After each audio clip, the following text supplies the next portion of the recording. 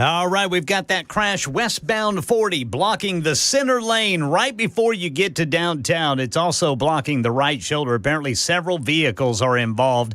And that's on top of the usual slowdown this time of day. Traffic every 10 minutes every morning on Super Talk 99.7 WTN.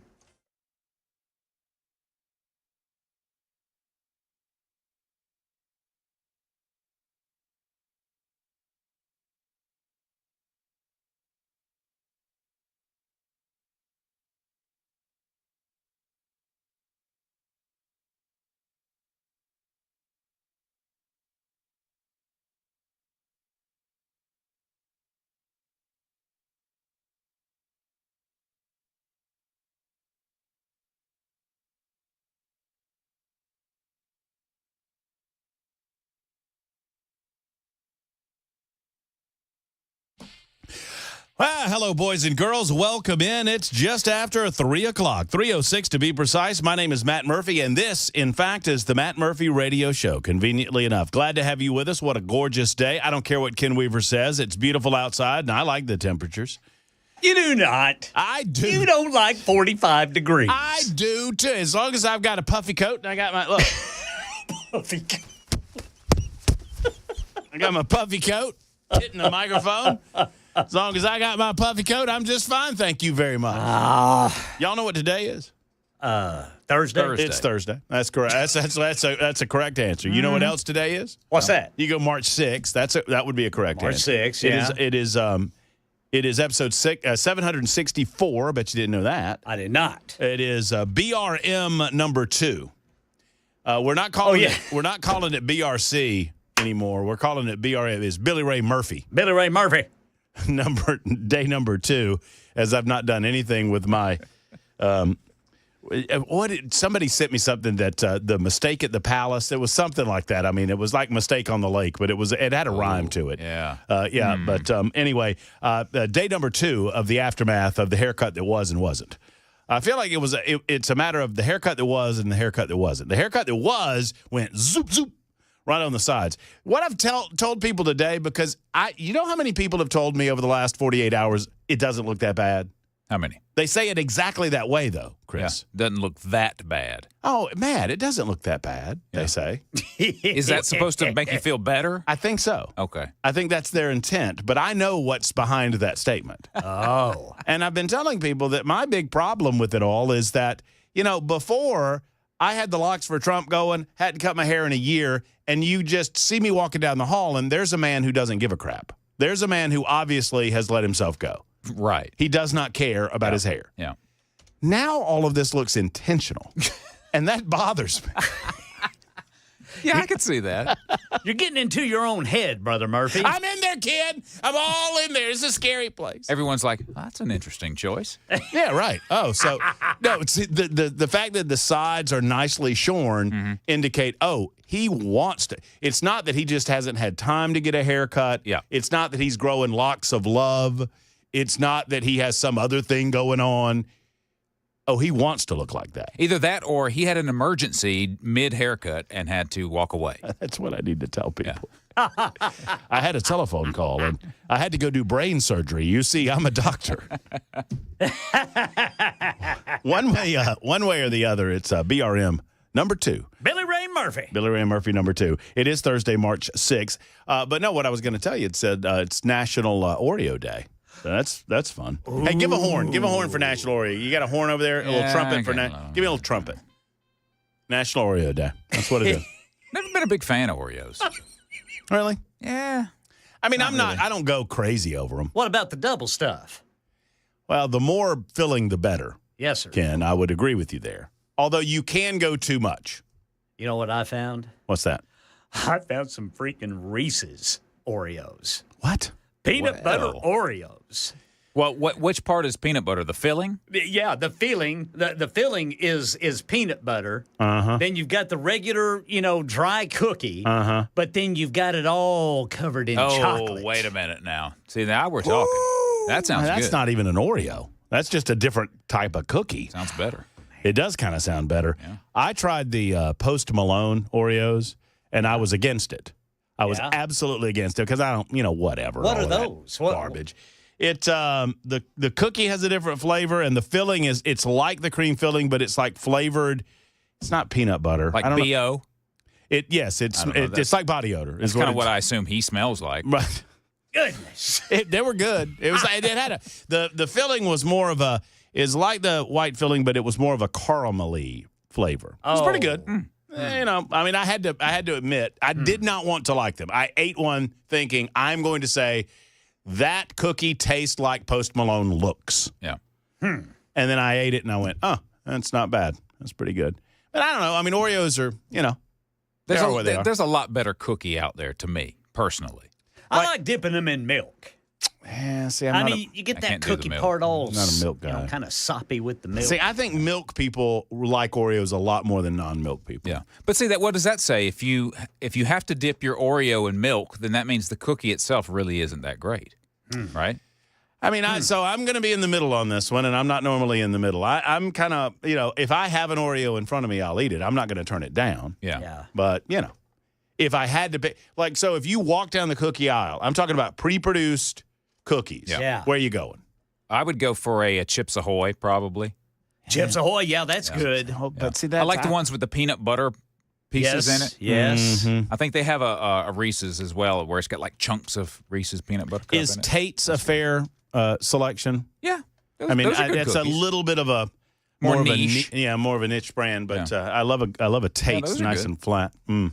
Anyway, so it's National Oreo Day. Celebrate in your own fashion. You know, if you need to celebrate. We had a coworker today that was explaining a conspiracy theory behind the Oreo. Yeah, and Chris Webber was having none of it. The conversation. Hey, Ken. Yes, The sir. conversation actually ended with me saying, "I don't like my executive producers to be more curmudgeonly than me." It's just ridiculous. Because Weber's like, why is everything got to be this way, right? Why is it all got to be? Just eat your damn cookies and quit worrying about the design on it. I mean, Well, because there's cares? apparently there's a lot of discussion about why the design is the way that it is on an Oreo cookie. who thought of this, though, is what I want to know. Who thought, oh, that's an interesting design? I never even paid attention to it. Well, and I didn't even know it had Oreo written on it. And I'm going to have to stand corrected, boys. I was wrong. It's not an Oreo. It's not a peanut butter cup Oreo. It's a peanut butter cup Chips Ahoy. Well, now So we it's got a something. Reese's Chips Ahoy. Well, now you're reeling. like that. Now you're reeling Weber in. Yeah. On this. Yeah, those are good. That's pretty good.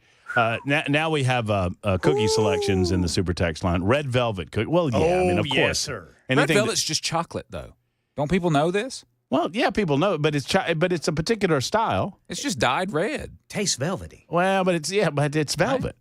It's different. Well, it's chocolate with a particular icing on it, I would say. I mean, it is I thought- a style of chocolate. Okay. I thought it was just dyed red, just chocolate dyed I mean, red. I think the red in the Red Velvet is because of the dye. Yeah. Yeah. That is true. You know what? Didn't they ban that? We may not have red velvet cookies anymore. Oh, no. What kind of country are we living in? Has someone told Donald Trump? Somebody get Trump on this, and that's going to Oh, yeah, we'll solve that we'll quick. solve that jiffy quick. I mean, the man, if he can cut $4 billion a day out of the federal government, he can solve the red velvet cookie situation. He'll put RFK right on it. Boys, just a moment ago, he was doing another one of his press things, and he said, "I've got a good relationship with she." He asked me. He said, "Stop calling it the China virus, please." So I did. I stopped calling it the China virus. Oh, that's so good. Did he say that? This cut, man. I got a good relationship. He said, Trumpy Trump, would you do me a favor? I said, I'll do anything for you, Chi. He says, would you stop calling it China? I said, okay, I'll do it for you, buddy. Here comes some tariffs. Man, I'm telling you, it's like all day long. It has been a fire hose. It's drinking out of a fire hose with Donald Trump. There's no question about it. But we will try to digest and get to all of it. We'll digest the Oreo cookies and we'll digest all of the news as well in the meantime. We've lots to get to. As Ken Weaver alluded to, Donald Trump is after it again. And the Democrats are just rudderless in terms of their response. And we're going to compare the two things in the first hour today. I also have a topic that came to my attention because, I mean, I was on social media and I saw an article that was headlined the top 10 catastrophic climate predictions that failed. All right? These are the top 10, according to the Washington Free Beacon, which is a publication, obviously, out of Washington, D.C. Their tag is Covering the Enemies of Freedom the Way the Mainstream Media Won't. They're a good publication. And the Washington Free Beacon has an article, The Top 10 Catastrophic Climate Predictions That Failed. And as you might expect, there's 10 of them. We'll go over those. But that led me to, I know that there are more than 10. And so that led me to the infamous Google machine, where I decided to find, I've seen articles over the years detailing some of the predictions that came to fruition in the 1970s and early 1980s and mid-1980s. Remember when we were kids? I know this happened when Ken and I were kids. Maybe it hit you too, Weber, when the acid rain was going to kill everybody. Oh, I remember that. Yeah, the acid rain was going to be our destruction.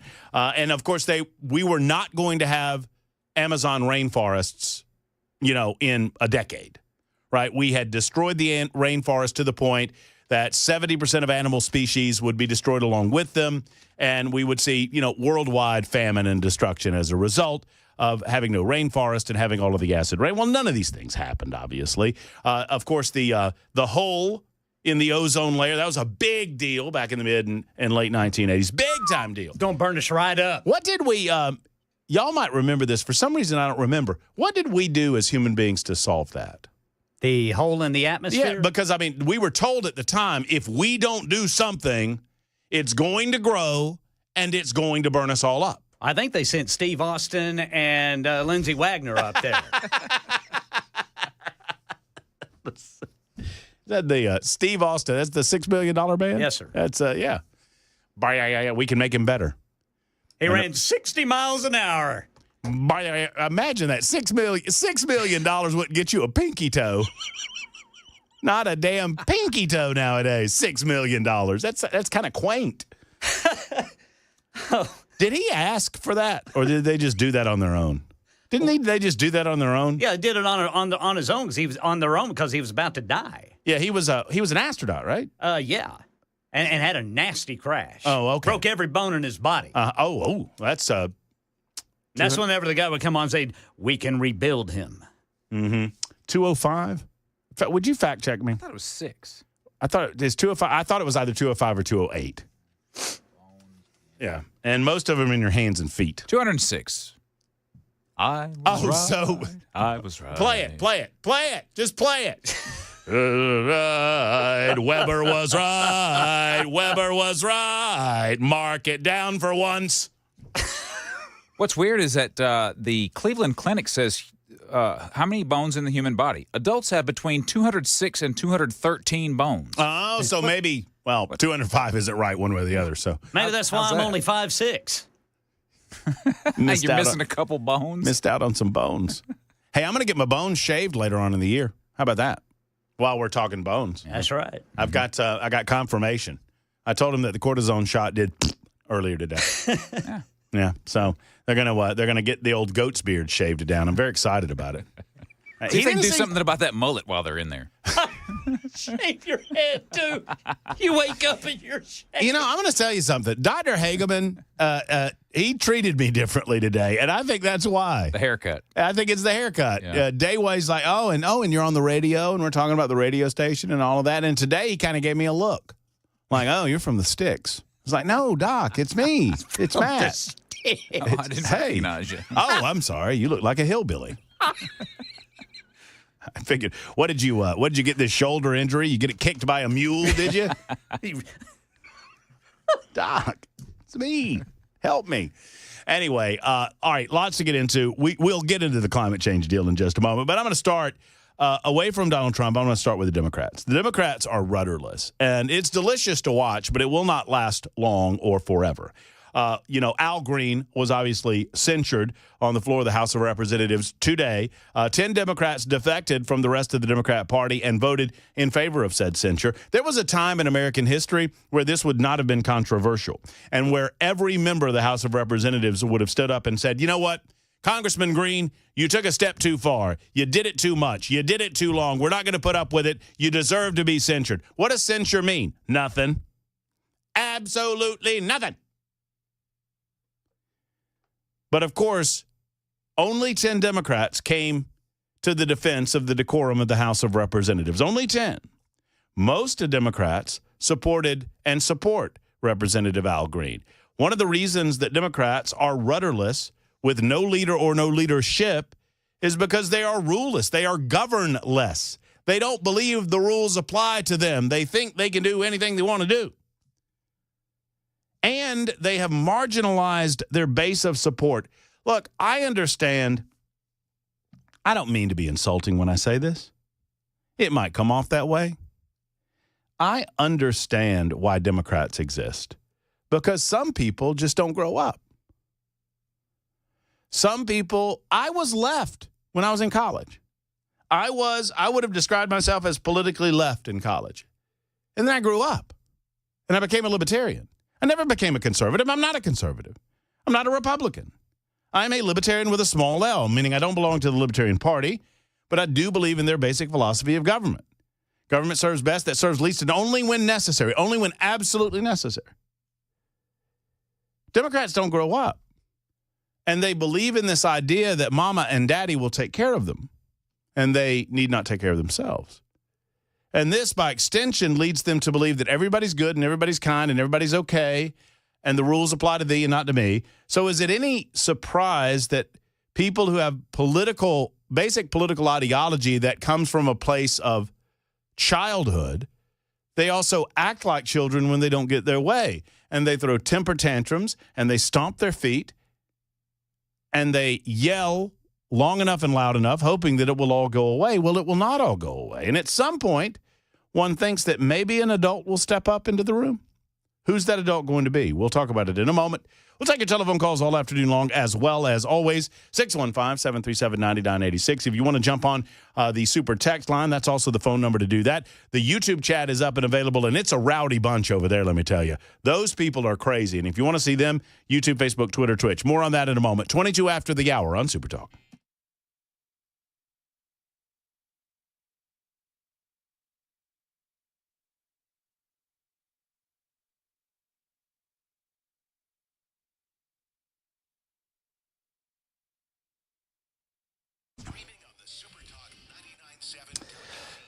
You know, it is kind of that time of year, right? We were talking about the weather. It's beautiful outside. It's gorgeous. It's sunny, but it is cool. And so you probably popped that heat on this morning, and you'll probably have it back on tonight. But maybe, tomorrow or the next day, you've got the AC on. You're bumping back and forth. You're doing that thing, and that puts a strain on your system. You need Jeff Eddy and efficient heating and cooling in your life, friends. Jeff Eddy and efficient heating and cooling can assist you with your AC needs when it comes time. Now, you might have bumped that thing on already, and if so, you've probably smelled the smell of inactivity, right? Dust and dander settles on the AC unit. Dust and dander settles perhaps in the ductwork, and with that, you get all of that coming out of your vents. Well, that can cause a health hazard to you and your family. Let's not do that. Let's get all of this cleaned, and in addition, let's make sure that we've maintained that unit to make sure everything's running as it should. I like to say, you get your teeth cleaned at least, a couple times a year, right? You get your oil changed in your automobile. Why are you doing that? You're doing that to protect your body or to protect a very important investment in your life. Do the same thing with your AC unit. Get with Jeff Eddy and efficient heating and cooling. He can help, never charging you over $125. It's efficienthvac.net, efficienthvac.net, or call today, 615-784-4424, 784-4424 for Efficient.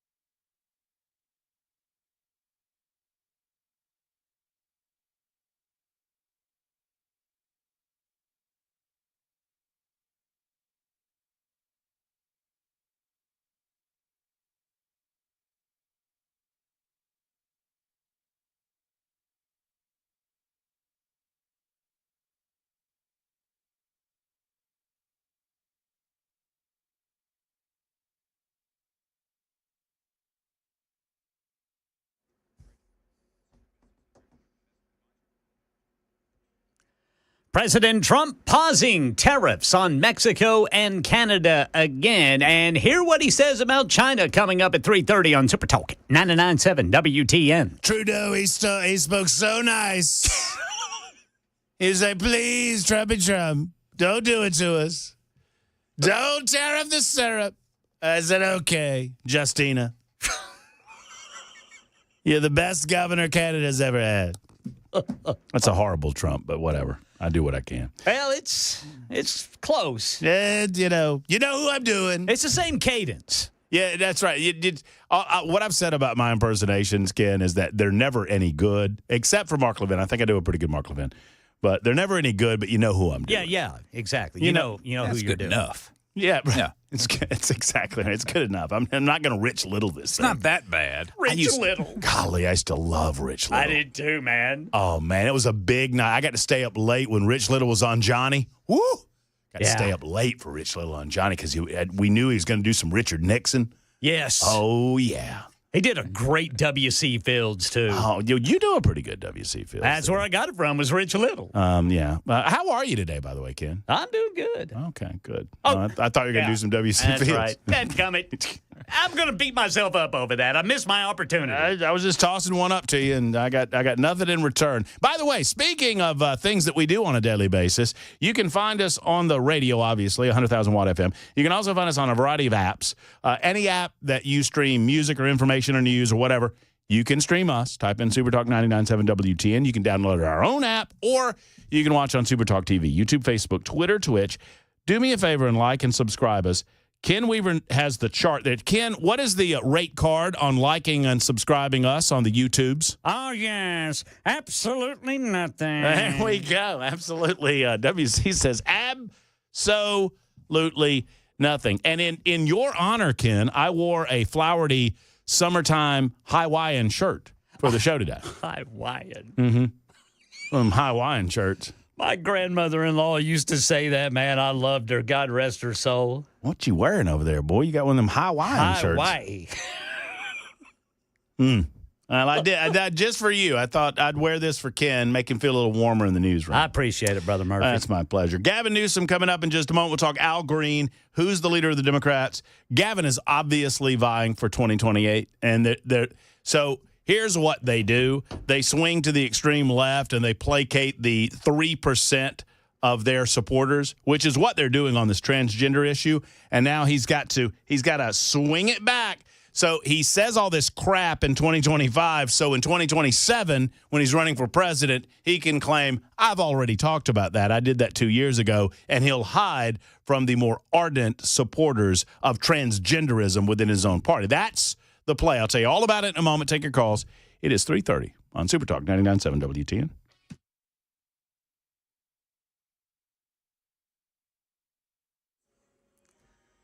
I'm Ken Weaver with your top stories. Got the full forecast and traffic in 5 minutes. President Trump pausing tariffs on Mexico and Canada for another month. Earlier today, he announced Mexico President Claudia Sheinbaum was doing good enough on illegal immigration and fentanyl. He's got the same issues with Justin Trudeau there in Canada.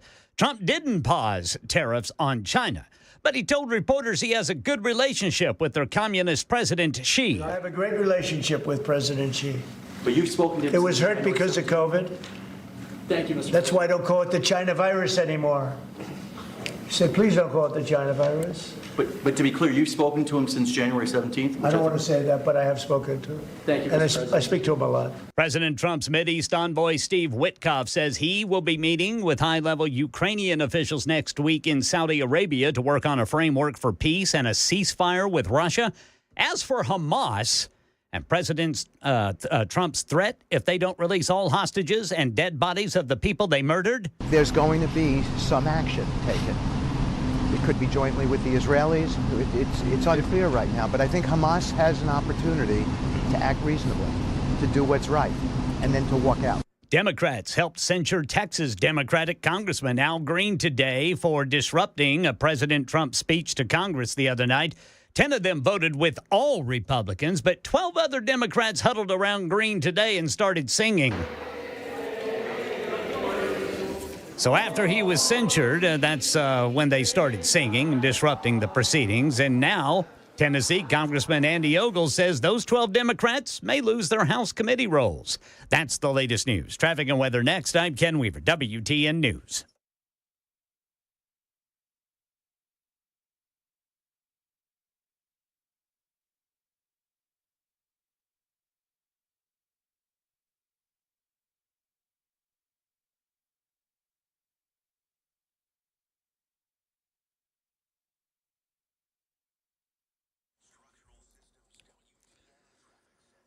All right, got a crash. This one's going to be Harding Place at Danby Drive, Murfreesboro Pike and Elm Hill Pike. And then in Antioch, the off-ramp partially blocked, 24 westbound to Harding Place due to a crash. Police working that. Traffic every 10 minutes every morning on Super Talk 99.7 WTN.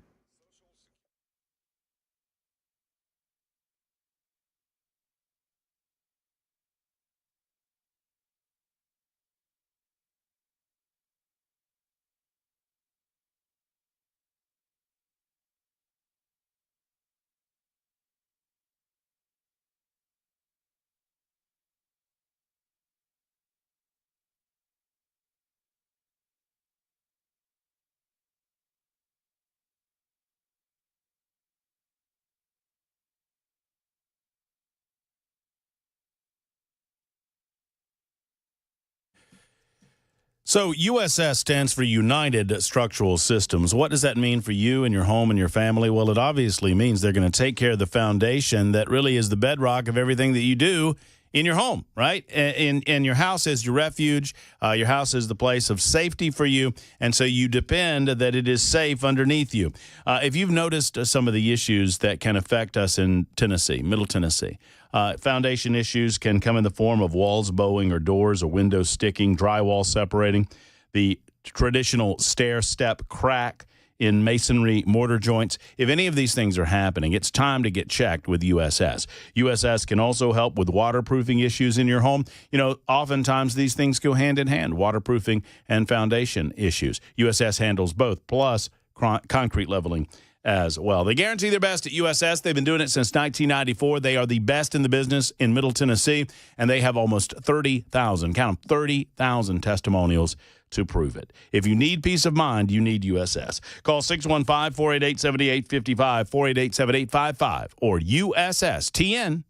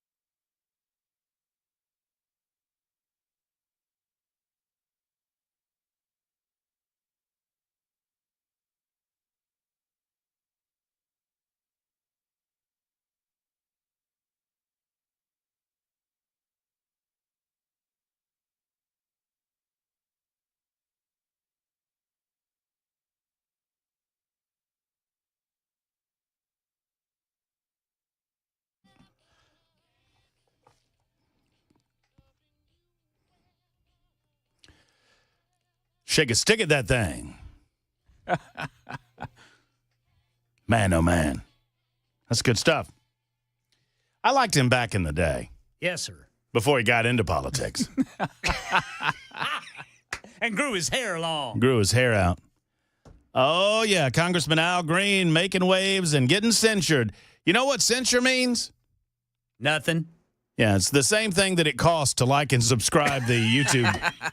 Absolutely nothing. Oh, yes. You know, and you know, unless you put some meat behind that bone, you know, I don't know that the Democrats have any plans on doing anything other than what they're doing. They're going to double down, triple down on this stuff. Al Green does. Al Green thinks that this was a good thing. I promise you, he thinks this was a good thing. And what we do about it from here is up to us. If we expect a quorum, and you know, it reminds me a little bit of what happened in Tennessee in the General Assembly a couple of years ago, where you know, you set up the rules. Why do you set up the rules? The rules are for everyone. Now, I'm sorry that you can't win elections and you can't get into the majority. I'm sorry that you don't control the gavel. But if you're in the minority party, you don't get to control the gavel. It's just as simple as that. And so you have to abide by the rules like everyone else. And everyone seems to be able to do that for the most part, except for those Democrats who don't see fit. And just like in the state of Tennessee, you censure them, and it doesn't affect them in any way. And so the state of Tennessee takes the next step, the right step, and expels them from the body. I'm talking about the brothers Justin, Jones, and Pearson. Gloria Johnson should have been expelled too, but Chewbacca got to stay. Oh, did I say that? Is that mean? Was it mean to call her a name? Was it mean? I'm so sorry. I won't be mean anymore. Anyway, so the two Justins and Chewy, they ought to get busted out. She gets to stay. Wow. I'm sorry. I had to clear my throat. Yeah. That was me. I was clearing my throat. That was not. I'm trying to actually get her on to come on the show. That's probably not a good way to do it. I was getting ready to say, dude, it's looking real positive. just keep on sweet talking her. I mean, this is the same way I got Heidi on the show, is to be nice like that. And, how'd that work out for you? yeah, well, you know, we got 3 good visits in before she hit the door. So anyway, you know, so they play up against the rules. They extend beyond the boundaries of the rules. They have fingers wagged at them repeatedly.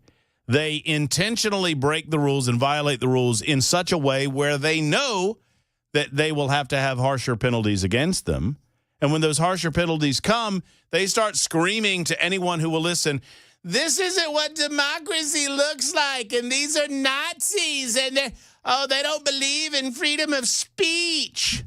Shut up. Just shut it. Just cram it. And the same thing with Al Green and the rest of the Democrats. Just cram it. Guess what gets you a platform? Winning elections. And you didn't have a political platform that the American people believed in. You didn't have a candidate that the American people believed in. So guess what? You don't get to make the rules anymore. Now, the rules are fair and equitable for everyone. Everyone has to abide by the same rules.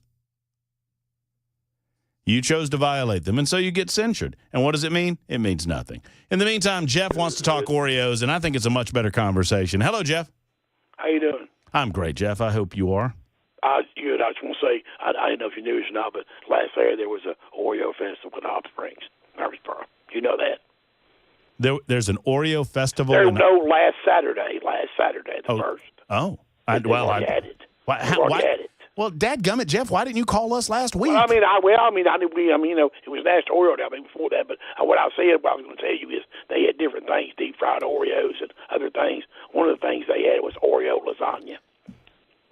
What? Oreo lasagna. I'm sorry. They've got different recipes online. They have one. It's called a no-bake lasagna. You put it together and you put it like in the refrigerator or freezer like 4 or 5 hours, and it looks like lasagna. It's got like 4 or 5 layers. It's got Oreo crumbs on the top. Mm-hmm. Like 4 layers. Jeff, I feel like I sincerely feel as if, and I'm not trying to point fingers, but I feel like you have failed us. We're all family, and you know that 2 out of the 3 people here in this studio are fat boys, and we want to know about an Oreo festival. before it Well, I happens. mean, next year I'll let you know. But what I want to tell, another thing I want to tell you is, did you know they had a tariff town hall? I think it was at the fairground stage. You know that? A tariff town hall. Yes, but for farmers and like different people. And it was on one of the local stations. And this guy said that the thing about Trump is he can take these tariffs on and off whenever he wants to. And he said there's no rules of the road for people in business.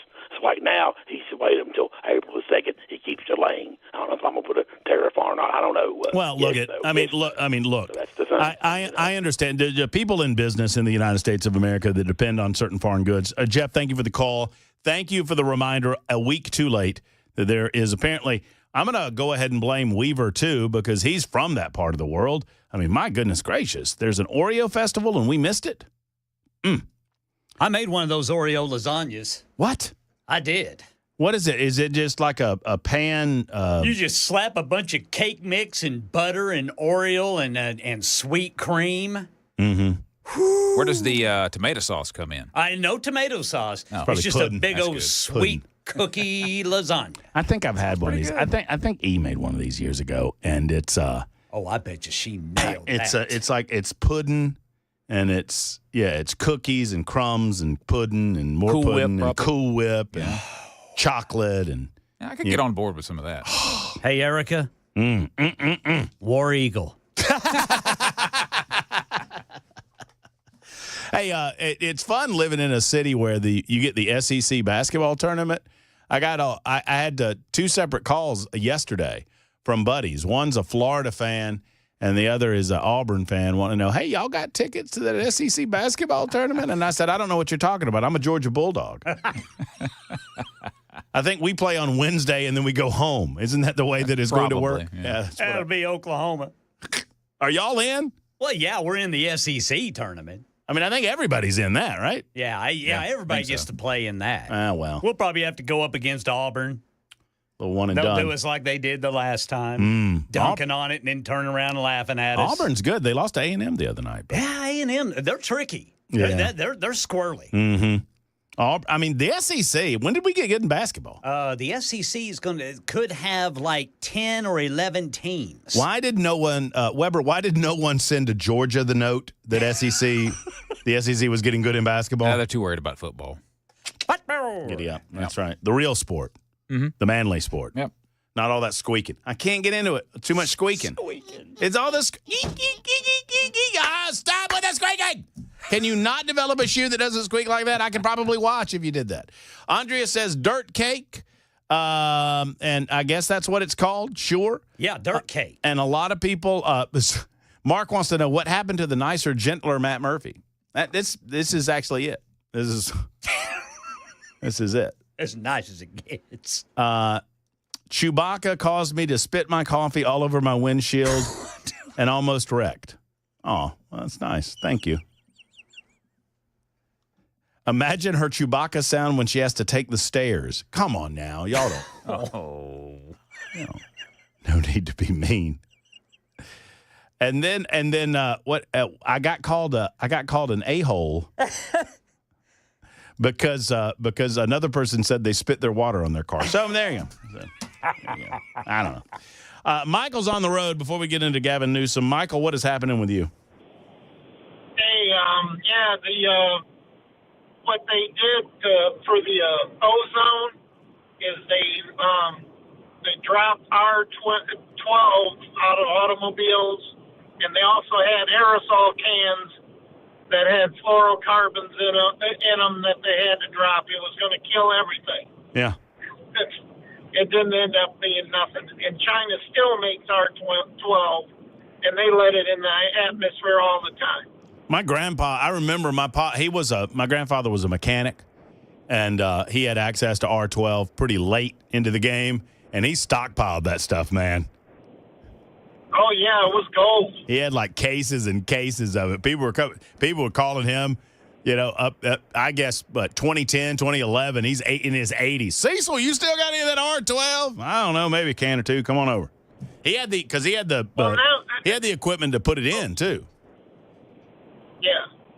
Well, now the government is the 410A is going out, and now they're putting in slightly flammable refrigerant is the new stuff because it's causing global warming. That's so stupid. It's ridiculous. Yeah, And they constantly are damn tightening the standards as far as efficiency. And that's They tighten them to the point. They tighten them to the point that there's no gain to it, and the units break. It's ridiculous. that aerosol hairspray that you talk about, Michael. I buy that. Yeah. I buy that on a regular basis, and I don't even use it. I just buy it because it reminds me of my grandma. Just spray it in the air once in a while. Y'all know what I'm talking. My grandma. If Aquanet. Oh my goodness gracious! My grandmother. If there is some sort of corollary factor between the spraying of aerosol cans and the destruction of the planet, my grandmother was singularly responsible for her share, and yours, and yours, and yours, and yours, because she would she'd spray it down, boy. Everything in the bathroom's got a layer of that. You can't even stuff on see it. her. If you're walking down, you can't even see her in the bathroom because it's just so much of a fuzz film. So Gavin Newsom, for some reason, Gavin Newsom started a podcast. I don't know why. And for equally unknown reasons, he decided to invite conservative Charlie Kirk as one of the first guests on his podcast, I guess to show how open he was to the ideas of others. And, of course, Charlie shows up, as you might expect, and there was this very interesting exchange between Gavin Newsom and Charlie Kirk. It's like you right now should come out and be like, you know what? The young man who's about to win the state championship in the long jump in female sports, right. that shouldn't happen. You as the governor should step out say no. No, and I appreciate but like, would you do something like that? Would you say no men in female sports? Well, I think it's an issue of fairness. I completely agree with you on that. So that's easy to call out. Okay, you hear that? That's an issue of fairness. I completely agree with you on that. So that's easy to call out, the unfairness of that. There's also a humility and a grace, that these poor people are more likely to commit suicide, have anxiety and depression. That's not true, but anyway. And the way that people talk down to vulnerable communities is an issue that I have a hard time with. Didn't he just talk down to vulnerable communities, calling them these poor people? Isn't that a version of talking down? As well. So both things I can hold in my hand. Okay, so Gavin Newsom essentially agreed with Charlie Kirk that it's an issue of fairness when it comes to men in women's sports. We know that there was, I pointed out maybe 2 years ago that the current, and I always forget her name, it's FloJo. It's Florence Joyner. No, it's not Flo. Is it FloJo? Women's. Florence Griffith Joyner. Is it Florence? FloJo, right? Yeah.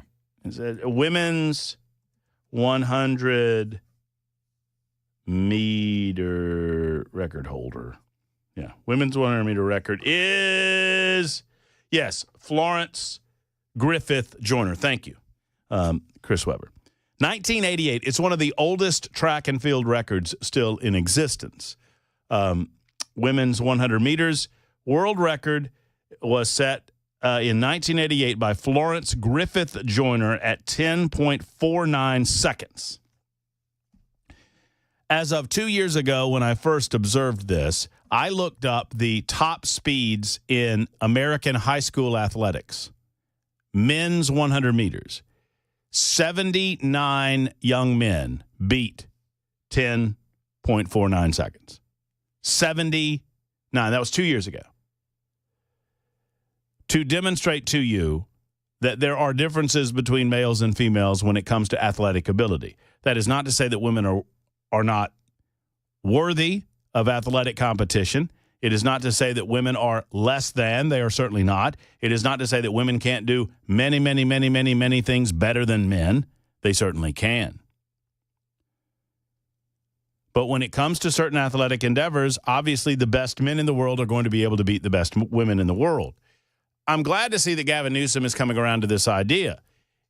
Many of his friends on the political left did not take too kindly to the words that he just said. As a matter of fact, they called what he just said. He said it's a matter of fairness. That's all he said. It's a matter of fairness. They called that an attack on transgendered people. Is everything an attack? I mean, if everything's an attack, then nothing's an attack. Come on, people. 53 after the hour. We'll talk about it next.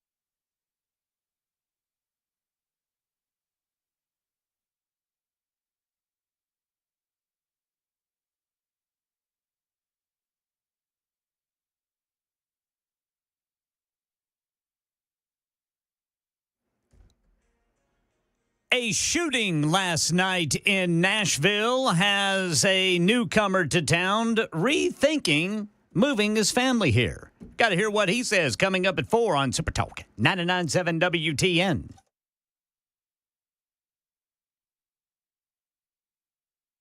Super Talk 99.7 WTN. Thank you for being here. We appreciate every moment you're able to give us. Whether it is a couple of minutes in your automobile on your drive home, well, if you're driving home now, it's probably more than a couple of minutes because the drive is, it's quagging up as it does. But whether it's a few minutes or the full 4 hours, we thank you for your time. Appreciate you so much. We'll continue talking Gavin Newsom. Gavin Newsom is clearly setting himself up for a run, and he has begun to repair the record, so to speak. So stage one is to do what he did today and start talking about fairness or yada, yada, yada.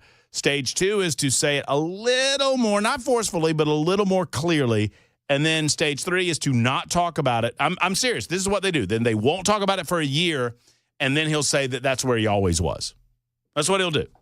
Oh, I always had that position. I said that over a year ago, he'll say. That's why you do it now, so that you can repair this before the questions get asked in 2027. That's how that works. We'll talk to you about how climate change alarmism works coming up in just a moment. And what did the Google machine have to say about climate change? You will not believe the answers. It's all on the way on Super Talk 99.7 WTN. Here comes the news.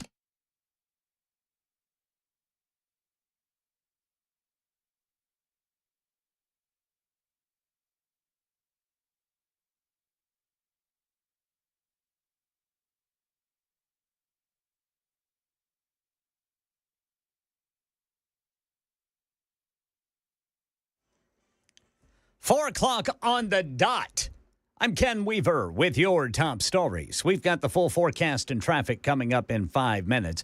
President Trump pausing tariffs on Mexico and Canada for another month. He said the stock market has got nothing to do with it. Nothing to do with the market. I'm not even looking at the market because long term, the United States will be very strong with what's happening here. Earlier today, Trump said he was pleased enough with the effort by Mexico to stop illegal immigration and fentanyl that he paused it for Mexico. And he had the same concerns with Canada. Trump is demanding Hamas release all of the hostages immediately or there will be, quote, all hell to pay. His Mideast envoy, Steve Witkoff, touched on that today. We want to see these hostages come home. We're not going to sit here, do nothing, and tolerate these kind of inhumane conditions. Witkoff says he's going to Saudi Arabia on Wednesday for a meeting with high-level Ukrainian officials to develop a framework for peace and a ceasefire with Russia. Democrats helped House Republicans censure Texas Congressman Al Green for disrupting President Trump's speech to Congress Tuesday night. 10 Democrats voted with all Republicans. Green and about a dozen other Democrats started singing during the censure proceedings, but Speaker Johnson took action. Clear the well. The House has to continue its business. And if there are recess, you can do that too. And the mic's just say the House is in recess. Pursuant to Clause 12A of Rule 1, the House will stand in recess subject to the call of the chair. And now all 12 of those Democrats risk losing their House committee roles, according to Tennessee Congressman Andy Ogles. Here in Nashville, this man tells Channel 4 the shooting last night in Antioch has him second-guessing moving here. 30 shots fired, according to police, bullets flying into fire station number 33, and a car and a 16-year-old's face. Extremely concerning, considering I've only been here for 6 months, and I've just started, my family, myself. It's pretty concerning. I'm a very protective person myself. Yeah, a 16-year-old took a bullet to the cheek. A 23-year-old was grazed. Police are looking over security video to figure out who was doing the shooting and whether it was a targeted shooting. Right now in West Tennessee, no school today for staff and students at Munford High School in Tipton County, just north of Memphis. Police say special education teacher Samuel Collin Day took his own life before school started today. His body found around 6 o'clock this morning in a classroom. He was pronounced dead of a self-inflicted gunshot wound. That's the latest news. Traffic and weather next. I'm Ken Weaver, WTN News.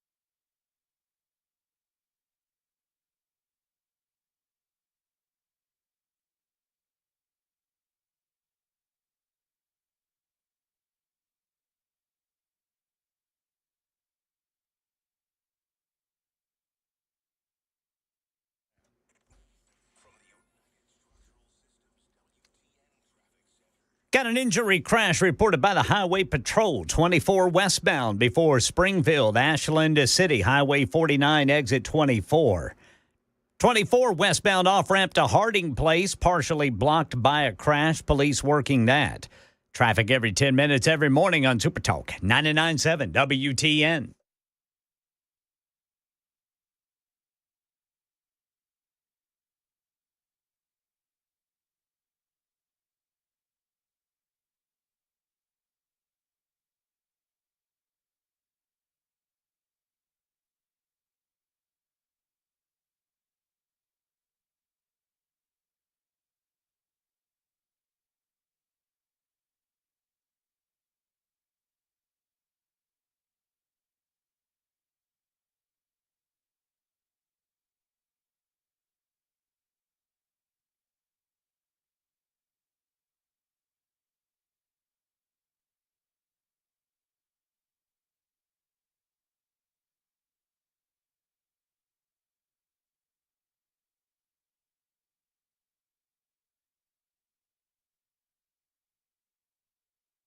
Here we are. Here we go. Hour number 2 of the Matt Murphy Show, Super Talk 99.7 WTN. Thank you for being around. We appreciate you, each and every one of you, for your time and consideration. It is 6 minutes after 4 o'clock Central Time, Middle Tennessee time.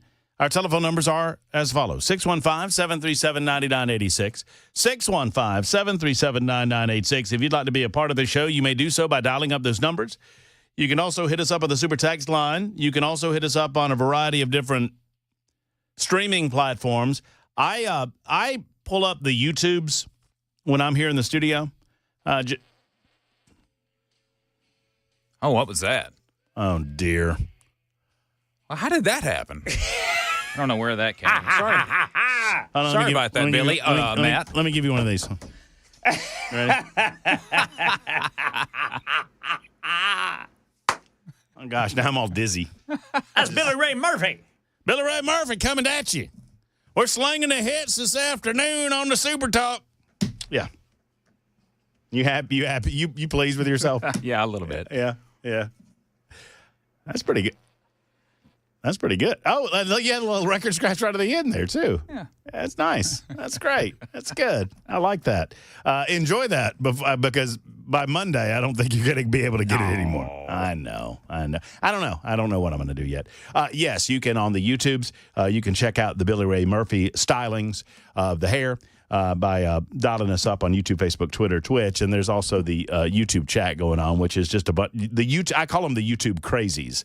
Because that's exactly, well, that's what they are.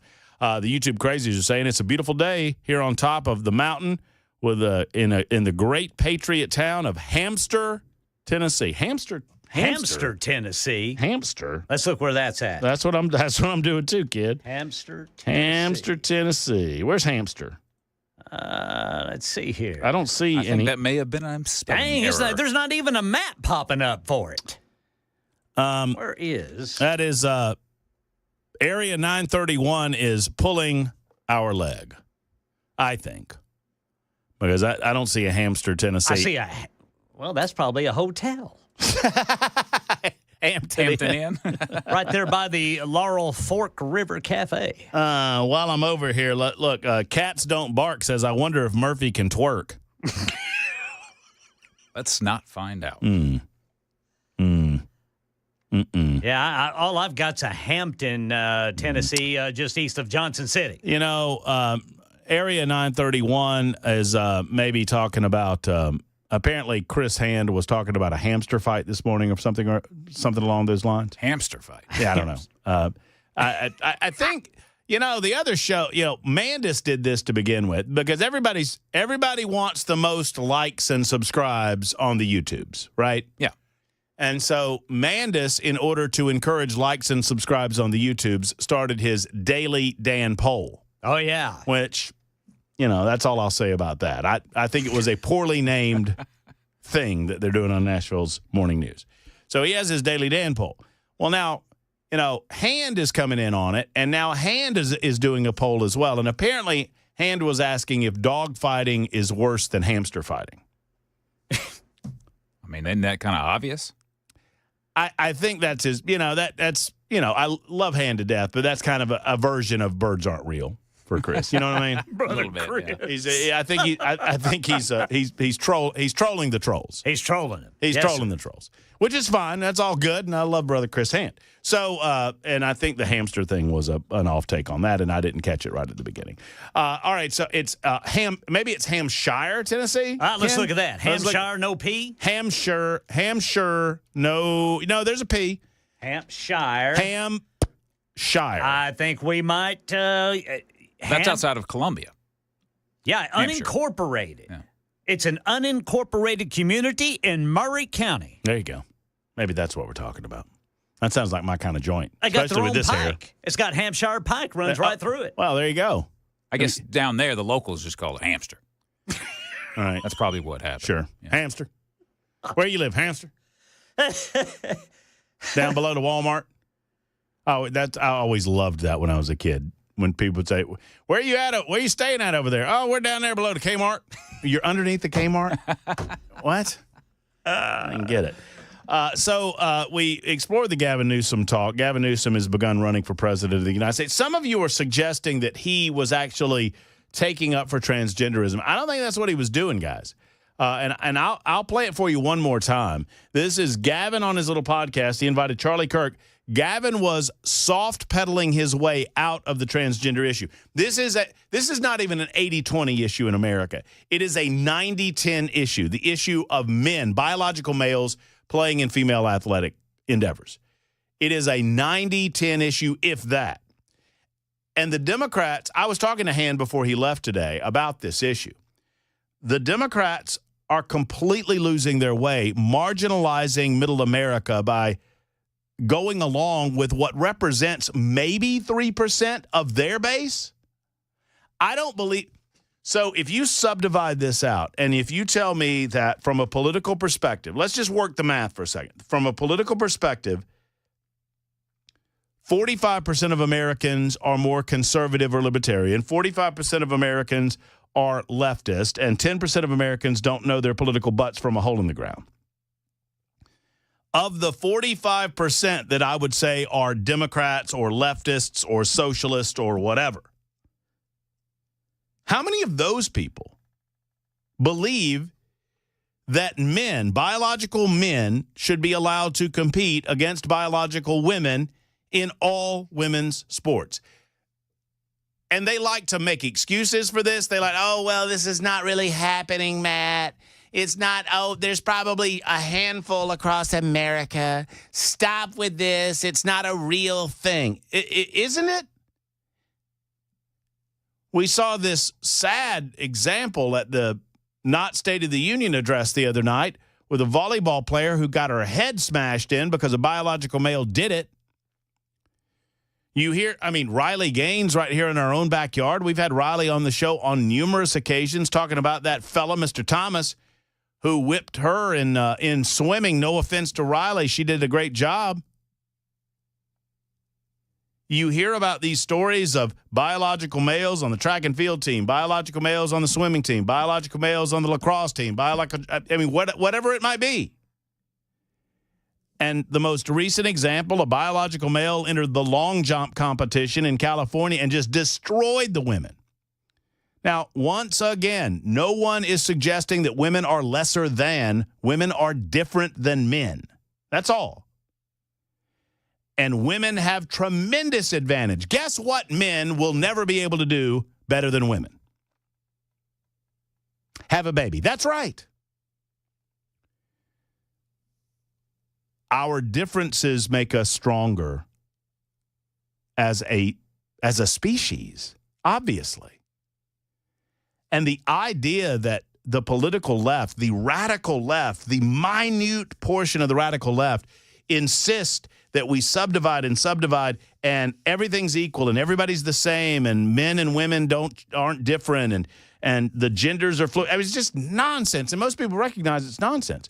Sadly, the left allowed themselves to be pulled to the extreme on this issue to the point that they've lost their base. The base Democrat does not believe this. Even if they believe that live and let live, and even if they've been pulled into this nonsense that young people will kill themselves with more regularity if they're not allowed to chop parts off of themselves, which is not true. They still do not believe that men should be allowed to intervene in and ultimately destroy female sports. Because that is ultimately what will happen. And if you have enough, and I've long said, I don't have anything against someone who is gender dysphoric. If you have issues along these lines, what you are indicating to me, what you've told me, I don't make these rules. You make these rules. You've told me that a mistake was made. Individuals who are gender dysphoric, you tell me that a mistake was made at your birth. I don't tell you that. I'm not calling you a mistake. You're saying that. When you say that you should have been a man, not a woman, or a woman, not a man, you're telling me that a biological accident happened. I'm not telling you that. So when I call that out, people scream at me. Oh, my God, you're calling them a mistake, man. No, they're calling themselves a mistake. My suggestion is this. Whatever you want to call it and however you want to deal with it, society cannot and will not be set up for those types of things. To suggest that is to suggest that all blind people force all of us to close our eyes when they demand we do so that we experience life like them. Does that seem odd to anyone else? That we would take a dynamic by which their definition is an accident and force everyone else to live by that dynamic. It makes no sense. Does that mean that I'm hating on you? I don't hate on you. I love on you. I appreciate you. But you have to recognize that the world is not set up for you. We cannot set up a system by which blind people have the ability to drive on our roads. Similarly, we have not set up a system by which you are allowed to break down the structure of society in your own way to fit your own issues. That is not to say, do not mistake my animated presentation for attacking transgender people. I wish you well.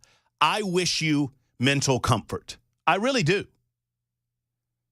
But any of you demanding that the rest of society alter ourselves to fit into what you determine is normal isn't going to happen.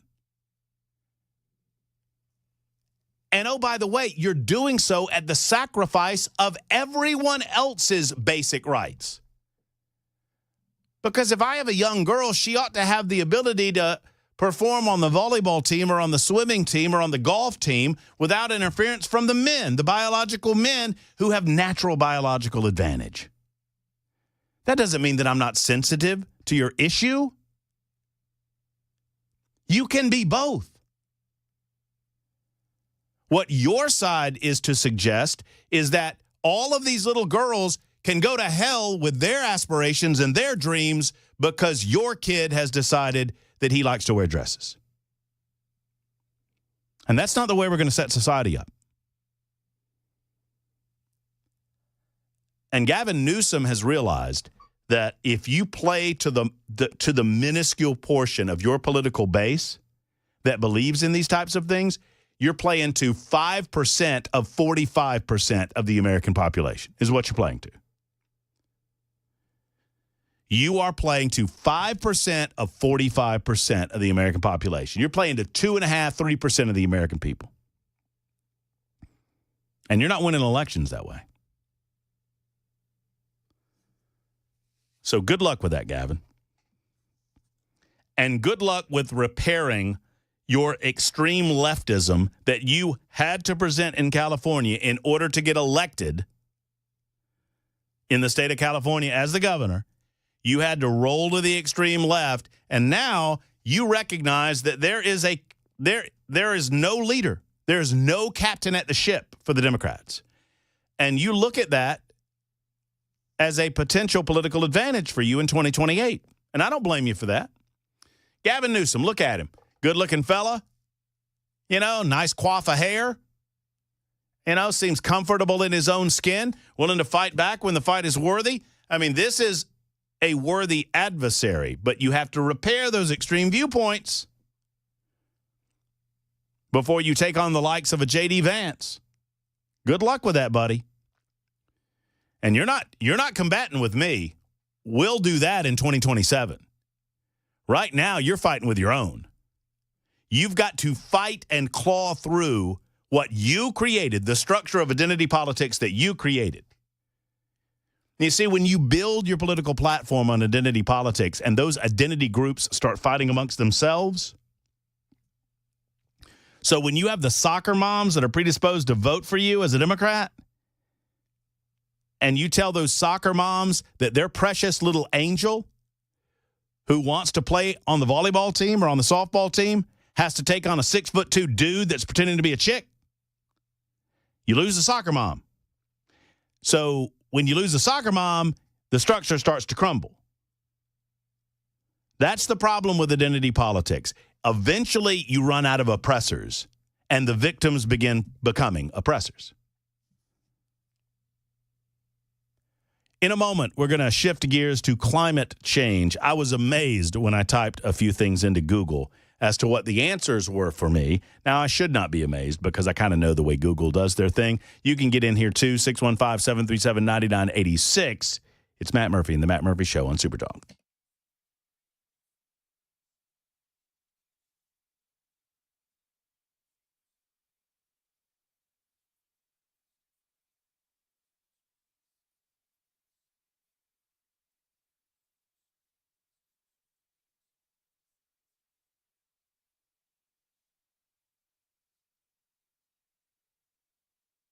I should start the rumor that I only started talking about Eurofix when they brought Eurofix to Mount Juliet. I should start there. It's not true, but I should start the rumor anyway. I loved when I saw that Eurofix came into Mount Juliet. I travel South Mount Juliet Road quite a bit, and I saw it come in, and I thought, wow, man, oh, man, that's going to be great for the people of MJ and that community because they are the best when it comes to European auto repair.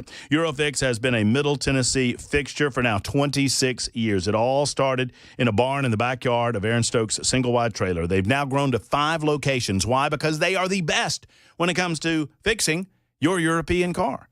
At Eurofix, you get a 3-year nationwide warranty. You get a free loaner repair with every, or a free loaner car, I should say, with every repair appointment. And now they are in Mount Juliet. Joining Franklin, 100 Oaks, Murfreesboro, and Belmead, the Mount Juliet store is open and ready for you right across the street from the Dairy Queen. You can get your car fixed in a dipped cone, and all you have to do is cross the street to do it. At Eurofix, they guarantee their repair. They know that you've got a lot of choices out there, and Aaron wants to see you. Call 844-EUROFIX. That's 844-EUROFIX, or go to myEurofix.com, myEurofix.com.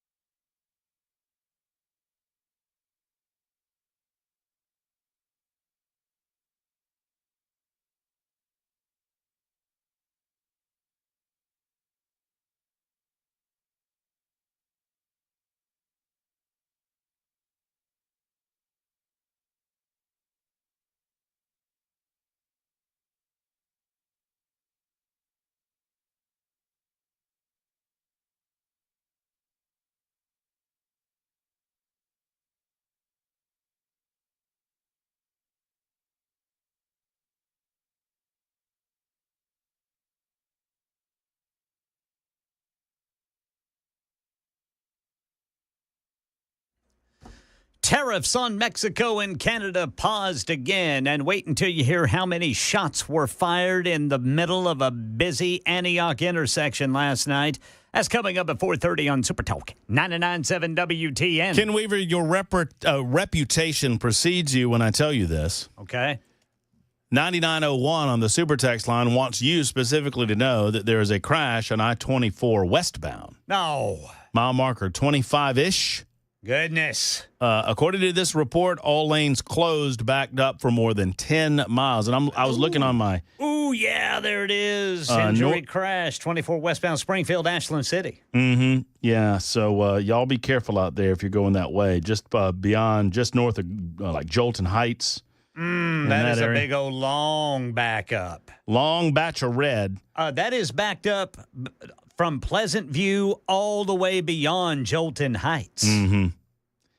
So y'all be careful out there. Normally we're talking about south of the city on 24. That's a little north of the city. So be careful out there if you're out and about. Hey, so Donald Trump, part of his speech the other night, I did not pull this clip. I was lazy.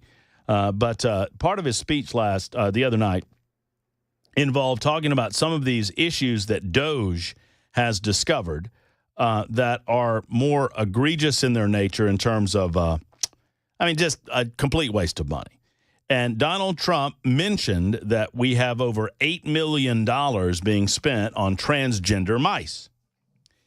And for the last, 36, 48 hours, our good friends in the liberal media have had a lot of fun with this, saying that that the mice in question were transgenic mice. And and they try to do memes and whatever. They're not very good at it. Yeah. Where they, this is transgenic mice, which means cancer. It doesn't have anything to do with transgenderism. And Donald Trump's so stupid. Isn't he stupid? And all of the fact checkers. Donald Trump's so dumb. Donald Trump's so stupid. Donald Trump doesn't know the difference between transgenic and transgender. I'd like to talk to all of you lefties for a minute. Can I get a little music? Can I get a little, you know what I'm talking about? You picking up what I'm laying down? I'm not sure if I do or not. Well, I'm just saying Donald Trump was right. Oh, that kind of music. Uh-huh. All right. Come on. Trumpy was right. Trumpy was right. Trumpy was right. There we go. Donald Trump was right. $8.3 million were spent on, for lack of a better way of putting it, transgender mice. Even CNN has corrected their reporting on this issue. So y'all, as I put delicately on the social media platform formerly known as Twitter, now known as the X Machine, y'all can take your transgenic laugh emojis and fake talking points and shove them right up your keister. So Trump said that the Department of Government Efficiency identified government spending of $8 million for making mice transgender. CNN debunked this claim, saying, he was talking about transgenic mice, and that's different, and blah, blah, blah. They've now had to correct themselves because, as it turns out, the White House provided a list of $8.3 million in federal grants to health studies that involved mice receiving treatments used in gender-affirming health care. The White House list made clear, and I love the way CNN puts this, the White House list made clear what Trump in his speech did not. Oh, so it wasn't your fault. I see. Yeah, there we go. The studies were meant to figure out how these treatments might affect the health of humans who take them, not for the purpose of making mice transgender. Well, they were getting treatments for gender-affirming care. In other words, Trump was right. Trumpy was right. Trumpy was right. Trumpy was right. Trumpy was right. Yeah! More on that in just a moment. It's 31 after the hour on Super Talk.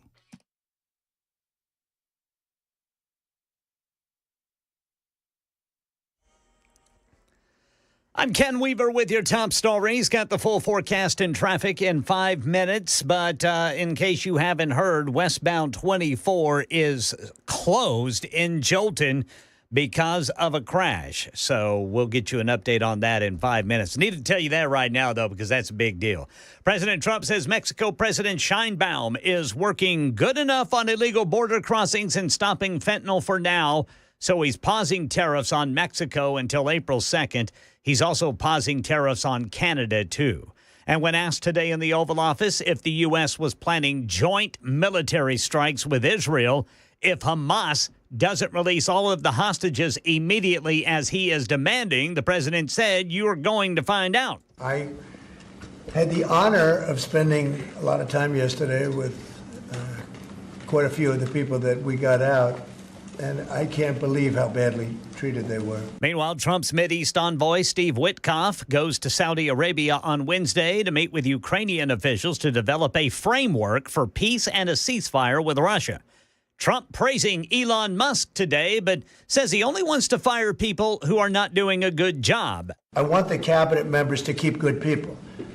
I don't want to see a big cut where a lot of good people are cut. 10 Democrats helped Republicans censure Texas Congressman Al Green for interrupting President Trump's speech to Congress. Then 12 other Democrats tried to disrupt the censure proceedings by singing.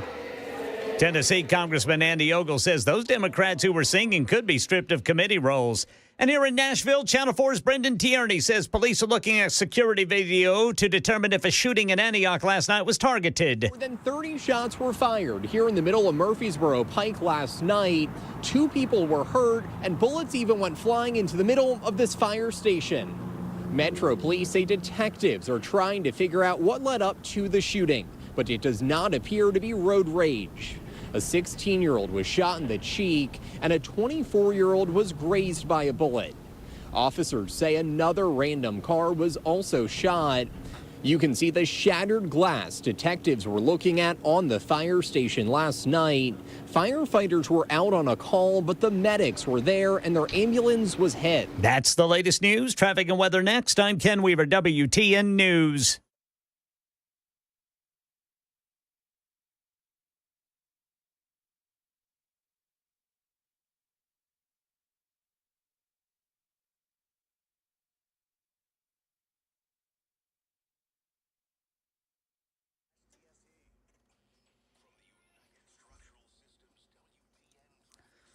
"24 westbound in Jolton is closed due to a crash. It is backed up a long way. There's an accident in Capitol View, 40 westbound at Church Street.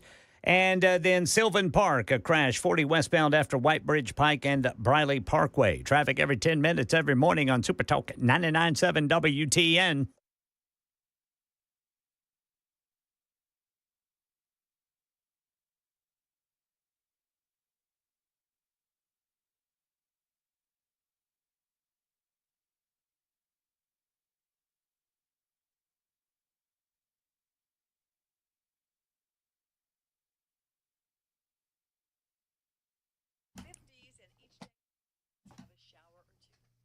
Hello, friends. It's Matt Murphy. If you're looking to build on your property, if you're thinking about getting yourself a storage shed on your property, and you are don't think about this, but if you are considering doing some one of those pre-builds where you just deliver it to your property, folks, you need to talk to Stoltzco. Stoltzco is your one and only shop for high-quality custom structures at reasonable prices.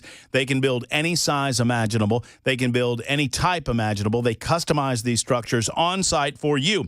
They're the leading company with first-class customer service when it comes to the creation of post-frame buildings, such as pole barns, garages, equestrian spaces, other event spaces, and the ever-popular barn dominiums. Barn dominiums are popular for a number of reasons. One, they're very stylish and fashionable. Number two, they look good on your property. Number three, they are less expensive than your traditional building methods. If you want some place to hang out on the weekends or you're looking for a future home to retire in, let's get with Stoltzco. Go to stoltzco.com, STOLTZCO.com, stoltzco.com, or call 615-622-5992, 622-5992 for our friends at Stoltzco.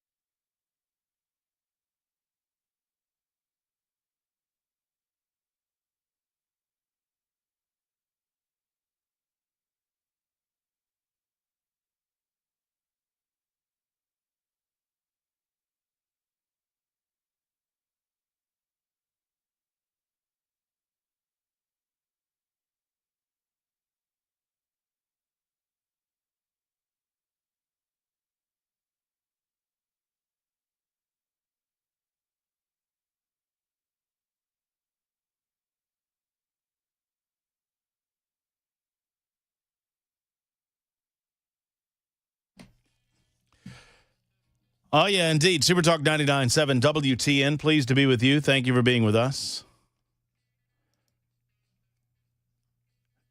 Joshua writes in and says, thank you. Do much for the YouTube video. Well, let me read it like you read it, or like you wrote it.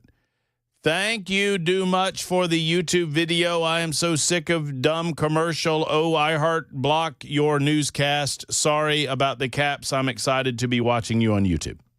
And then he said, Ken Weaver, do you still need your car fixed? No. That was all in one big, long sentence. Looks like the Hyundai's doing all right. Well, that's good. Battery all right? Battery is all right. That's I do not know what happened. I am blaming my little stick of chapstick.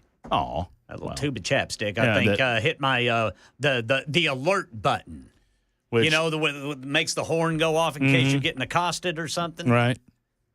I think your lights were just on, and you're all good now. It's not the alternator. If it was the alternator, you'd know it by now. Oh yeah, yeah. Kathy wants to know, Matt, why is nobody talking about the Texas congressman who died yesterday? Yeah, this was the individual that took over for what was her name? Oh gosh, I can see her. She's the one that thought we planted a flag on Mars. Oh, God, I can't remember her name. She's from the Houston area, I want to say. Yeah, somebody out there will get it for me. But he took over for her, and then he's now passed away at the age of 70 years of age. So, yeah, Kathy, only that not a lot of people knew who he was anyway. It wasn't Barbara Lee, was it? Maybe it was. I'll get some deets for you, Kathy, and we'll get to you on it. But Sheila Jackson Lee. Thank you, 9898. It was Sheila Jackson Lee that passed away and left. Her congressional district was taken over by this gentleman, and his name I cannot remember, and I apologize for that. But he was a congressman out in Texas that unfortunately passed away at the age of 70. So I don't know what else, Kathy, you want to discuss about it, except that, I'm not trying to be flip here, but we've all got it coming. And I don't know what else to say about it, except I don't know who this person was. He represented the state of Texas in a seat formerly occupied by Sheila Jackson Lee, and he is now dead. So there you go. 41 after the hour, Super Talk 99.7 WTN. So I saw an article in the Washington Free Beacon. It was the top 10 catastrophic climate predictions that failed. And it was funny enough to me that it inspired me to share with you some of these predictions that our liberal friends, our leftist friends make from time to time with regard to what they claim human beings are going to do to our world, right? They are so egocentric. They are so human-centric that they believe that we have such a dramatic impact on the world that we are going to destroy it at any second. And if we do not change our ways, it's funny to me, these gloom and doom scientific predictions have been around for a long time. Since the dawn of man, some of these predictions have been around. We talk about the end of the world. We talk about the second coming from a religious perspective. And then we talk about impact on the world and how there's going to be another meteor. There's going to be, whatever. These predictions were weaponized when the Soviet Union fell. In 1989, 1990, 1991, the same individuals that were fighting and supporting the concepts of communism in the Soviet Union turned their attention to pushing against free markets and capitalism in another way. And I believe the weaponization of the climate change movement, what was then called the global warming movement, occurred because of free markets and capitalism and their growth throughout the globe. And the anger and frustration against free markets and capitalism manifested itself in this way, and they found something that they could push back on the free market with, and that would be climate change. So knowing that there are more than just 10 catastrophic climate change predictions, I decided, because I've seen these articles in the past going through the 1960s, 1970s, 1980s, I thought it would be fun to do. So I go over to the Google machine, and I typed into the Google machine climate change predictions that never happened. And you know how on the Google machine, and I probably shouldn't even use it, I should use DuckDuckGo, but on the Google machine, when you type something in, it tries to autofill, but then if you type everything out and you hit send or hit enter, it will give you what is called an AI overview, meaning, hey, based on what you've typed, this is the information that artificial intelligence thinks you want, and then you can scroll down and you can find if there's an article or whatever that you're looking for, you can find that too. And I typed in climate change predictions that never happened. And this is what Google AI said to me. No climate change predictions that have been made have not happened. That's what it says. In fact, many climate change predictions have been confirmed.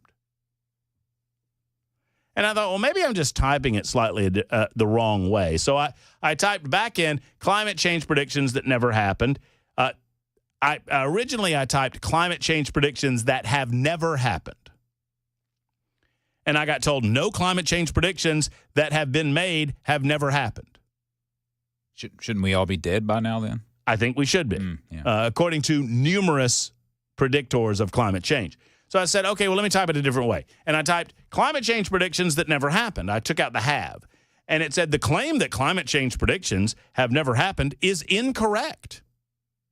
Not maybe incorrect, not, well, hey, you're not seeing the forest for the trees. Never happened. Is incorrect, as there are many accurate climate change predictions.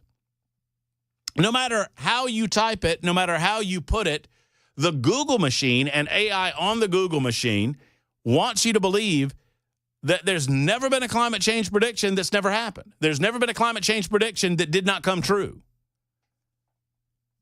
Yet I know that this isn't so because I managed to get around their little algorithm and find the predictions that I told you I knew were out there.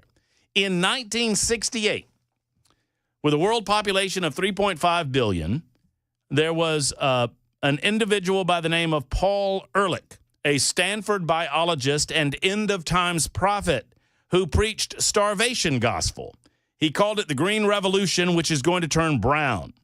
Ehrlich penned the population bomb. By the way, this is when the population was 3.5 billion. The current population is almost 8 billion people right now, 7.9 billion. Ehrlich said that in the population bomb that the battle to feed all of humanity is over. In the 1970s, hundreds of millions of people will starve to death in spite of any crash programs embarked upon now. At this late date, nothing can prevent the substantial increase in the world's death rate through starvation. Ehrlich was lauded at the time in the press. Ehrlich amplified insistence on this concept of a dying planet, and he truly is the father of the modern climate change movement. In August of 1969, he said in the New York Times, an esteemed publication, Democracy Dies. Oh, no, that's the Washington Post. I don't know what the New York Times call themselves nowadays. In the New York Times, he said, we must realize that unless we are extremely lucky, everybody will disappear in a cloud of blue steam in 20 years. I mean, in April of 1970, Ehrlich said in Mademoiselle magazine, another esteemed publication, population will inevitably and completely outstrip whatever small increases in food supply we have. The death rate will increase until at least 100 to 200 million people per year will starve to death in the next 10 years. Ehrlich was not alone. In the early 1970s, a host of voices supported his beliefs. Harvard biologist and Nobel Prize winner George Wald, speaking at the University of Rhode Island in November of 1970, said civilization will end within 30 years unless immediate action is taken against problems facing mankind. Dennis Hayes, a key organizer of Earth Day, said in spring of 1970, it's already too late to avoid mass starvation. That was the beginning of the modern global movement to convince you that unless you give up your way of living, unless you give up your money, unless you give up your carbon-belching automobile, unless you go back to a shoeless society where, maybe you eat twigs and berries on the farm, that you are going to die a horrible, horrible death through starvation, or maybe it's big cold. So the next wave was big cold. So that was starvation, right? That we're not going to have the food supply. In 1970, greenhouse theorists pushed a rise in average temperatures. Plenty of prognosticators asserted a big freeze. Kenneth Watt sounded the ice alarm. Before it was global warming, it was global cooling. I don't know if y'all know that or not. And we were going to have an ice age. Kenneth Watt, speaking at Swarthmore College in Pennsylvania, said the world has been chilling sharply for about 20 years. As the present trends continue, the world will be about 4 degrees colder for global mean temperatures by 1990, but 11 degrees colder by the year 2000. This is about twice what it will take to put us in another ice age. Also in 1970, the Boston Globe ran with a chilling headline, "Scientists predict a new ice age in the 21st century," with an associated article done by researcher James Lodge, who warned air pollution may obliterate the sun. Oh. I didn't know. Well, air pollution may obliterate the sun and cause a new ice age in the first third of the next century if population continues to grow. The Guardian in 1974, spy satellites show that a new ice age is coming and fast. Time magazine joined the cooling trend. In June of 1974, telltale signs are everywhere, from the unexpected persistence and thickness of pack ice in the waters around Iceland to the southward migration of a warmth-loving creature like the armadillo from the Midwest. I'm not going to bore you. It goes on and on and on. Newsweek magazine, 1975, global cooling, global cooling, global cooling. Even in 1978, global cooling was the, quote, fact of the day. According to the New York Times, an international team of scientists has concluded from 8 indexes of climate that there is no end in sight to the cooling trend of the last 30 years. That was in 1978. By the end of the 1970s, the big cold had failed to arrive. So what are you going to do? The big starvation didn't happen, and the big cold didn't happen. Let's go on to big heat.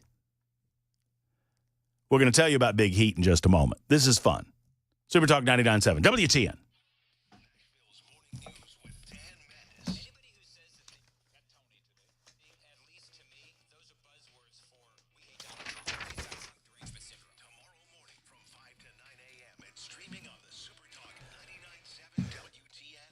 Hey, if you guys were out and about with us at Nashville Palace the other day, you got to see my man Tony with Cabinet Solutions in Hendersonville, and he's on the line with us. Had a great time with you the other night, Tony. I hope you had fun. Oh, yeah, it was great, Matt. I enjoyed it. Well, it was a good time, and obviously I hope that you met some folks who are in need of some wonderful cabinets offered by Cabinet Solutions. I love what you guys are doing out there in Hendersonville. Talk to us about that showroom and what you have to show off at Cabinet Solutions.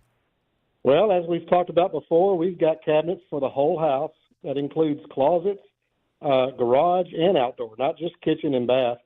And you can still take advantage of our 15% off. And I'm going to throw this in.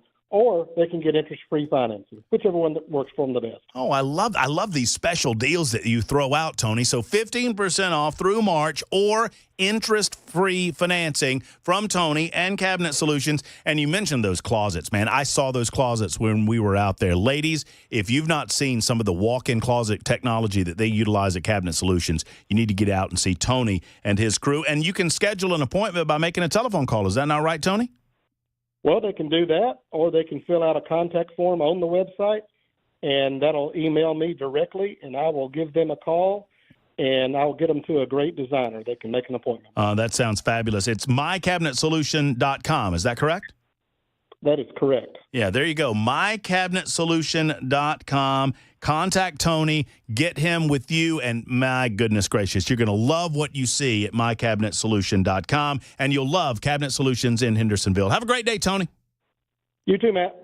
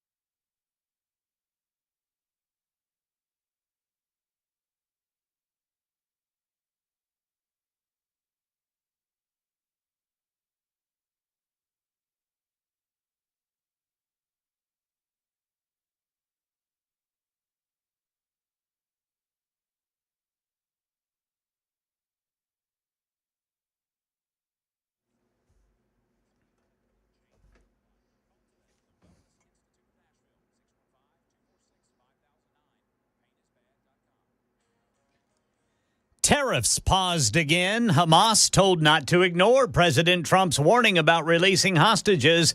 And Democrats hold a come to Jesus meeting amongst themselves. That's coming up at 5 on Super Talk 99.7 WTN. You know, Chris Webber, something you just asked me off I think I am probably dusting for Prince, by the way. Yeah? I got my little,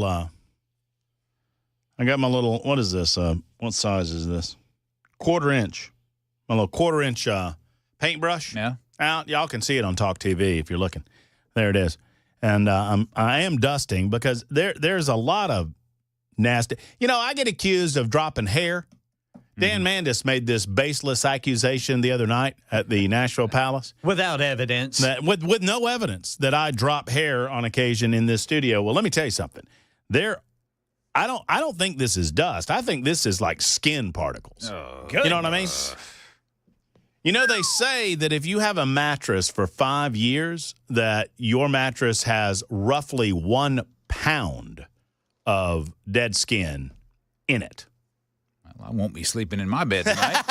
Goodness. I wonder how late the mattress stores are open. Yeah, well, they say that, and you know that they aren't wrong. Of course, they would never Of course be wrong. not. So I'm working the room here, getting all these dead. You know what else they say? What do they say? They say at least at some point during the night, a spider crawls in your ear. They do. They say that. I've heard them say that.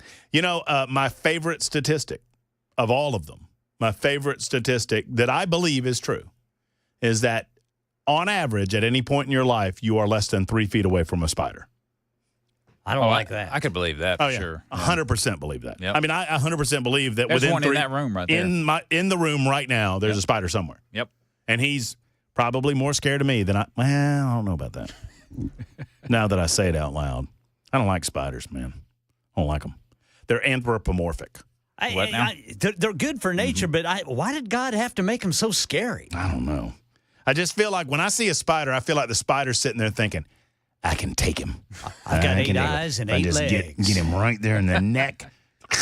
Suck the life right out of him. Yep. Hey, we'll talk more about global warming, et cetera, et cetera. Take some of your telephone calls. We are halfway home. It's the Matt Murphy Show. Super Talk 99.7 WTN. Ken Weaver's News is now.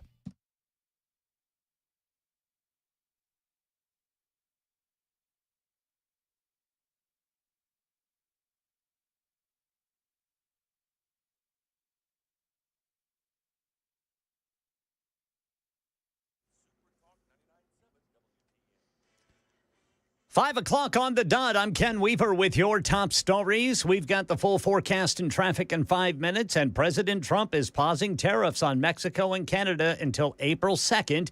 He was asked if the stock market swings have influenced today's decision. No, nothing to do with the market. I'm not even looking at the market because long term, the United States will be very strong with what's happening here.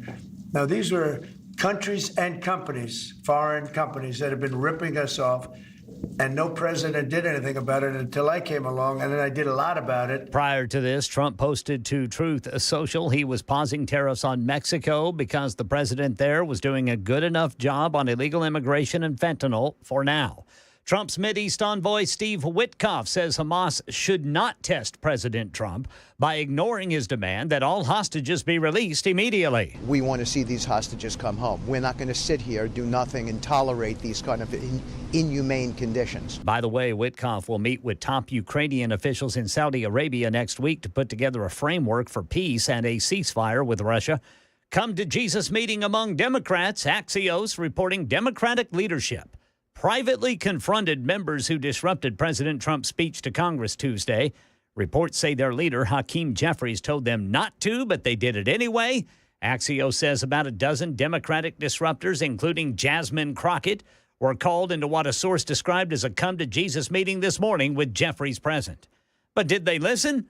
Because today, 12 Democrats gathered around Texas Congressman Al Green and started singing after he was censured for Tuesday night's outburst. Clear the well. The House has to continue its business. And if there are recess, you can do that too. And the mic's on. Just say the House is in recess. Pursuant to Clause 12A of Rule 1, the House will stand in recess subject to the call of the chair. Tennessee Congressman Andy Ogle says those 12 other Democrats risk losing their House committee seats. And here in Tennessee, a high school teacher was found dead in class before school began today. This is just north of Memphis in Tipton County, where the Munford Police Department says Samuel Colin Day was found dead from an apparent self-inflicted gunshot wound in his classroom around 6 o'clock this morning. Police say he was a special education teacher. The whole staff and students were given the day off there. And in California, Alex Stone reports suicide is the reason for a celebrity death. Pamela Hasselhoff was Pamela Bach. When she met David Hasselhoff, she appeared on The Young and the Restless and then met David Hasselhoff on Knight Rider. They married in 1989 and divorced in 2006. The LA County Medical Examiner says Pamela Hasselhoff died at home on Wednesday of suicide. TMZ reports family went to check on her after not hearing from her for a while, and they found her. She was 62 years old. That's the latest news. Traffic and weather next. I'm Ken Weaver, WTN News.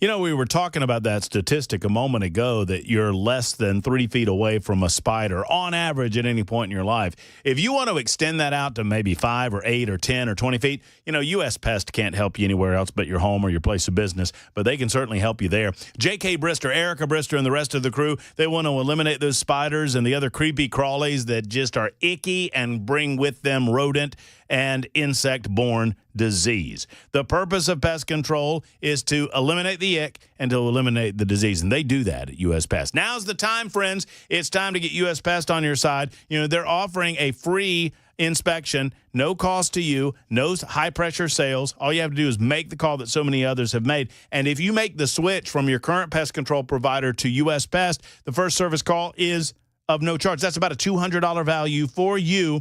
Just mention my name when you call U.S. Pest. 590-1260. That's 590-1260. 100% money-back guarantee on their full-service pest control, termite protection, and crawl space services provided by U.S. Pest. Go to uspest.com. That's uspest.com or call 590-1260.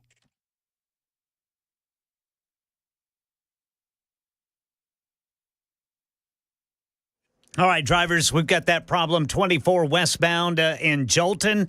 That's still blocking the right shoulder now. All the lanes are open, but the right shoulder is blocked because of that crash. But it's going to take some time to get back up to speed after that complete closure. Also in Sylvan Park, we got 40 westbound after White Bridge Pike and Briley Parkway. Police reporting a crash there. Also, police say we've got one Briley Parkway eastbound right after Dickerson Pike. Traffic every 10 minutes every morning on Super Talk 99.7 WTN.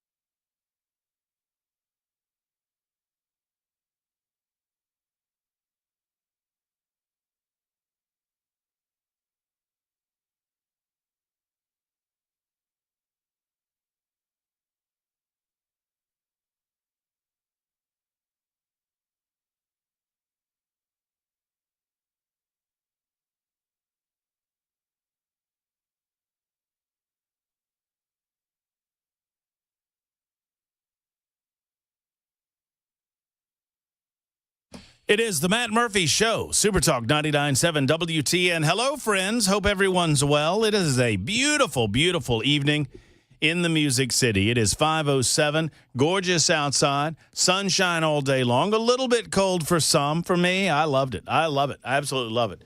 Ought to be this cold this time of year. It's only March 6th, after all. Not yet spring, not quite yet spring. Although, is it a new phenomenon? Because when we were growing up, I mean, it was the spring equinox, right? Or no, wait.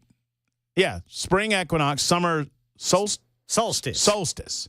Winter solstice, summer solstice, spring and fall equinox. And that was on March 21st-ish, right? Yeah. Y'all remember that? Sounds in school. Right. Yeah. And it was always on like the 21st, 22nd, something like that. Well, now I have heard over the last, 5 or 10 years, meteorological spring. They have this new thing where a meteorological spring starts in March. And so you've got December, January, February is winter. March, April, May is meteorological spring. June, July, August is meteorological summer. September, October, November, is meteorological fall. So they're just trying to break up the make it even months. Yeah, that's right. That's right. Trying to make it even months. But I'm not going there. It is not spring until it's March 21st, and we can handle a little bit of the cold. We can't handle the traffic's just nasty on 24 up there where they had an accident and all lanes closed. Y'all be on the lookout for that. They're open now. They're open, but the backup's still there, Ken? The backup, it's going to take a little while to get back up to speed. And I did just get a call from someone who said he just drove through there, and yes, it is all open, but it is still a bit slow. Okay. Yeah. Well, there you go. Well, we'll try to keep you up to date with all of that's going on. 615-737-9986 for any of you field producers that want to give us an update on traffic situations or anything otherwise, or if you just want to call about the subject matter at hand. We were going through, because I think it's an important exercise.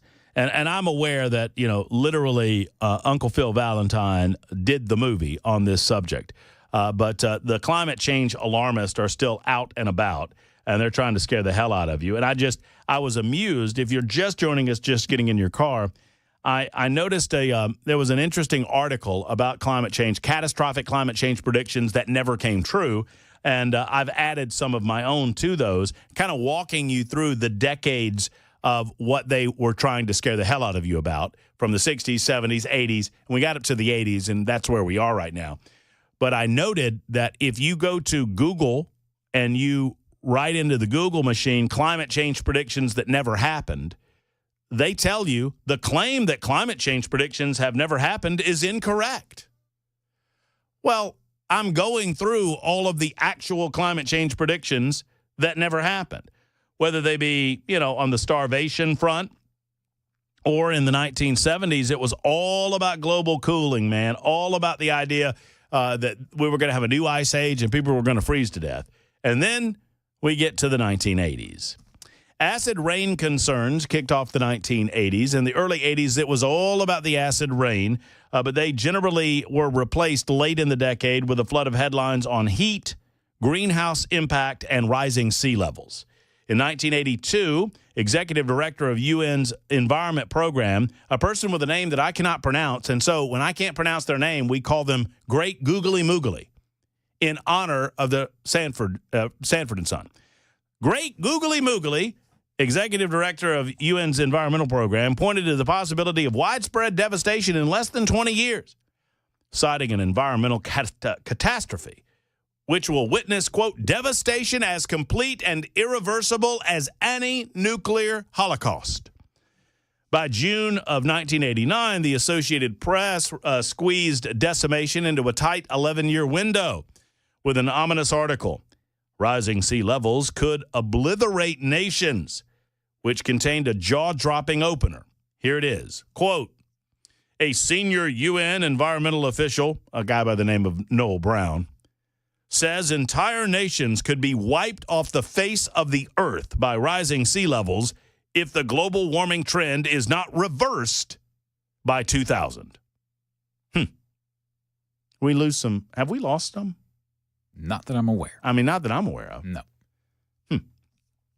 In 1990, aware the apocalypse was stalled, this same Mustafa Tolba, or Great Googly Moogly as I call them, doubled down. We shall win or lose the climate struggle in the first years of the 1990. The issue is simply as urgent as that. By February of 1993, Thomas Lovejoy, interesting last name, Assistant Secretary for Environmental and External Affairs at the Smithsonian Institute, stressed the world had 1 decade remaining to avoid calamity. I am utterly convinced the most of the great environmental struggles will either be won or lost in the 1990s, and by the next century, it will be far too late. The 1990s was a steady chain of doomsday assurances, but the heaviest hyperbole was yet to be unleashed.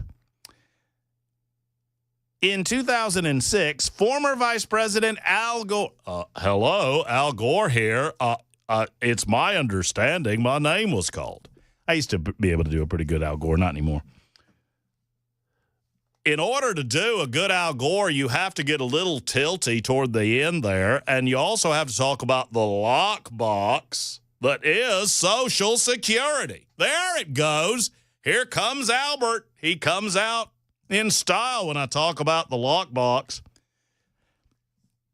Former Vice President Al Gore in 2006, after Hurricane Katrina, Hurricane Rita, declared that unless drastic measures were implemented, the planet would hit what he called an irreversible point of no return by 2016. As he put it, quote, game over.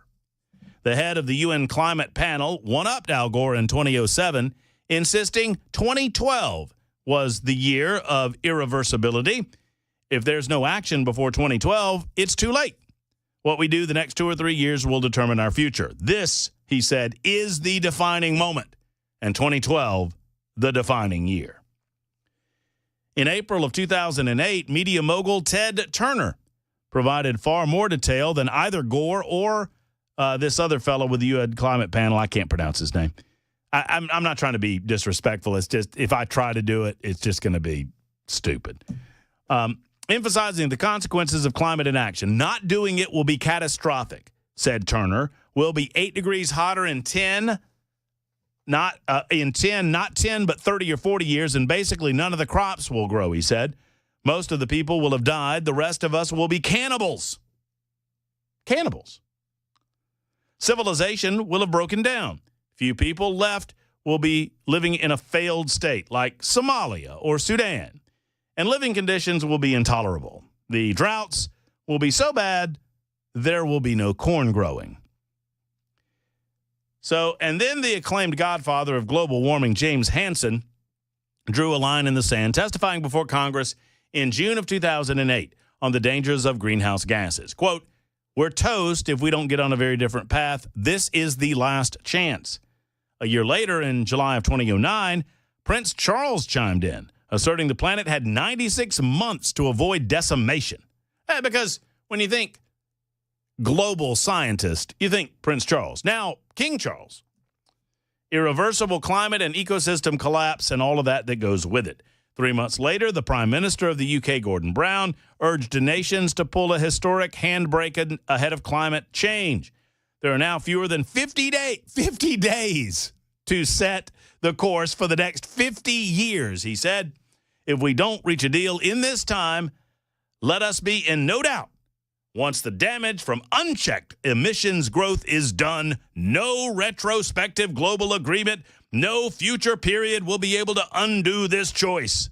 By then, it will be too late. So I guess it's too late. No, it's not. It's never too late, guys. If the reason that I'm going over this as laboriously as I am is to help you understand how long they've been doing this, how loudly they've been doing this, and they're still doing it. In 2014, French Foreign Minister Laurent Fabius upped Brown's 50 days to 500, saying we have 500 days to avoid climate chaos. 12 years to 2031. In January of 2019, Representative Alexandria Ocasio-Cortez put her chips on the table. She said 2031 was the end of days. Millennials and people, Gen Z and all those folks that will come after us will be looking at us like the world's going to end in 12 years if we don't address climate change, and your biggest issue now is how we're going to pay for it. And this is the war. This is our World War III. And on and on and on it goes. In June of 2019, then presidential candidate Joe Biden threw his support behind Alexandria Ocasio-Cortez, saying science is now telling us that if we fail to act in the next 12 years, it will determine our livability on this planet. So what do we learn from all of this? It's really the beauty of these climate change predictions. Nobody ever holds them to account. Nobody ever points their finger and says, what was up with that? When's the last time Al Gore got held to account? He's still alive, right? Al Gore's still alive. far as I know. Yeah. As far as we know, Al Gore's alive and well, living somewhere in I don't think he lives in Tennessee anymore. One way or the other. When's the next time someone's going to point a finger and say, what happened with that prediction of yours? What about that declaration that the world was going to end? Do you not understand that when you're wrong this many times, no matter how much you scream and yell and stomp your feet, no one's going to believe you, no matter how right you think you are? In the meantime, there have been other predictions. I could go over the other 10. I didn't even get to the original 10 predictions from the original article, and they're 10 separate predictions. Like in 2008, Bob Woodruff of ABC News hosted a 2-hour climate change special on ABC, warning that New York City would be underwater by 2015 if we didn't do something about climate change. In 2009, Al Gore predicted the Arctic Ocean would have no ice by 2014. This is the same prediction made by Greta Thunberg, who made the prediction in 2017, 3 years after there was supposed to be no ice, saying that it would happen by 2022. Neither prediction came true. And you wonder why we don't take these people seriously. Jerry's been holding on. Hey, Jerry, how are you? All right. I was just going to make a point about the year without a winter, year without a summer, where there was the volcano, and that was before the Industrial Revolution.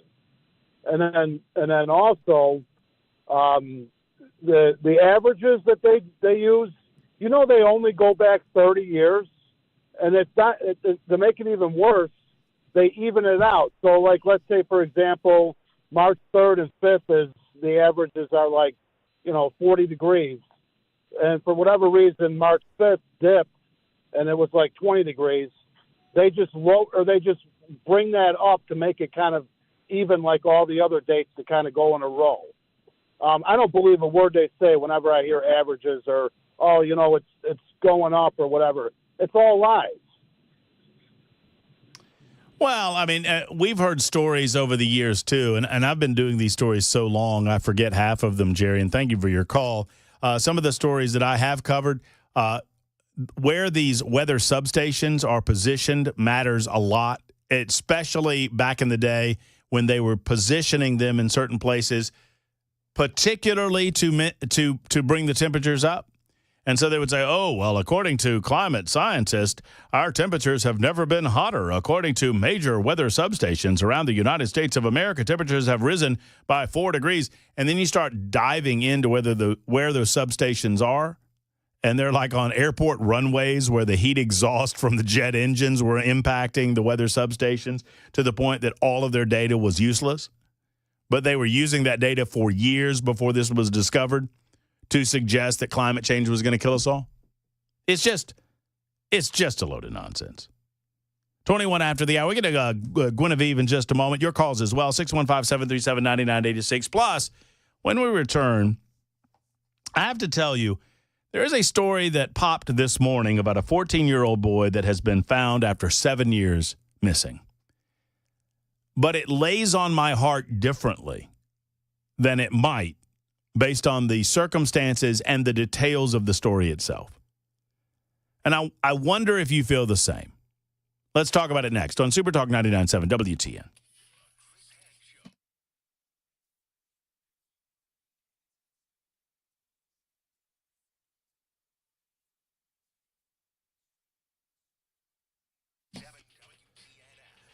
Hello, friends. It's Matt Murphy, and let's talk for a moment about your health coverage, your health insurance. Let's talk about my man Shane Ring and Cover Nash. How much do you pay for your health insurance? Do you know? Do you know if you pay too much? That's the big question, right? You might know how much you're paying. You might not know if you're paying too much. Do you have adequate coverage? Do you feel like it's okay for you and your family? If the answer is no, then you certainly need to call Shane Ring and Cover Nash. Shane at Cover Nash can tell you the answers to these questions. He's not a call center agent, obviously. He is a local health insurance expert right here in Middle Tennessee. He knows that you don't have to pay for plans you don't need, and he knows how to help you make your plans pay you back through Cover Nash. Don't get taken advantage of. Don't overpay, and get the coverage you deserve. And don't fall for this. You have to wait for open enrollment. It isn't true. Shane can tell you all about it when you make the call that so many others have made to Shane Ring and Cover Nash. Cover Nash wants you informed about your health coverage, and the way you do that is go to covernash.com, or better yet, give him a call today, 615-465-0023. 465-0023 for Shane Ring and Cover Nash.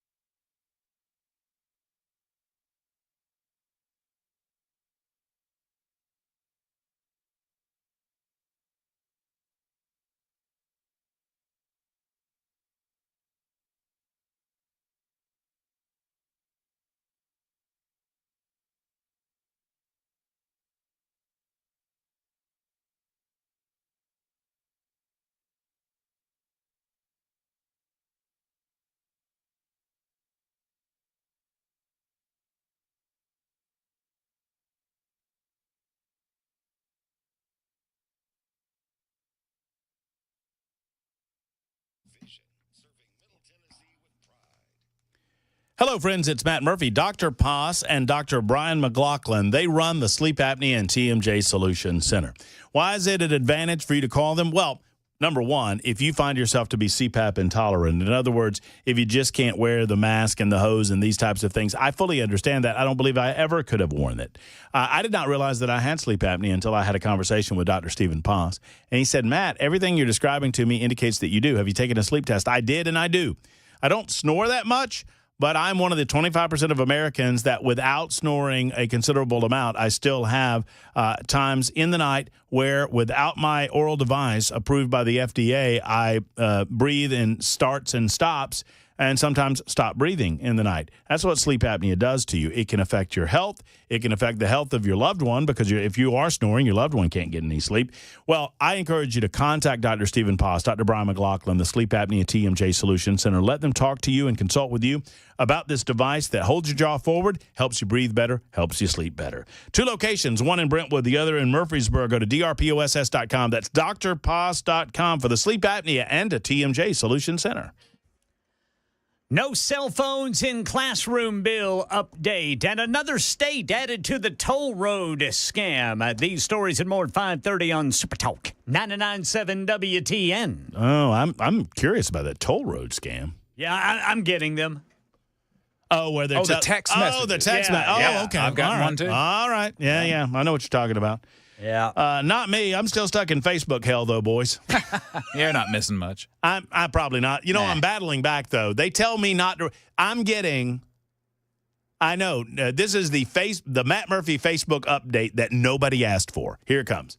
So I'm getting probably 5 or 6 emails a day now saying, hey, you haven't, from Facebook. saying, hey, you haven't gotten back into your account. You're good to go. And we've got everything solved now. You're all good. Thank you. And, of course, I've described that I do that, and it's that 2-factor authenticator that I can't get through because I didn't set that up to begin with. Mm-hmm.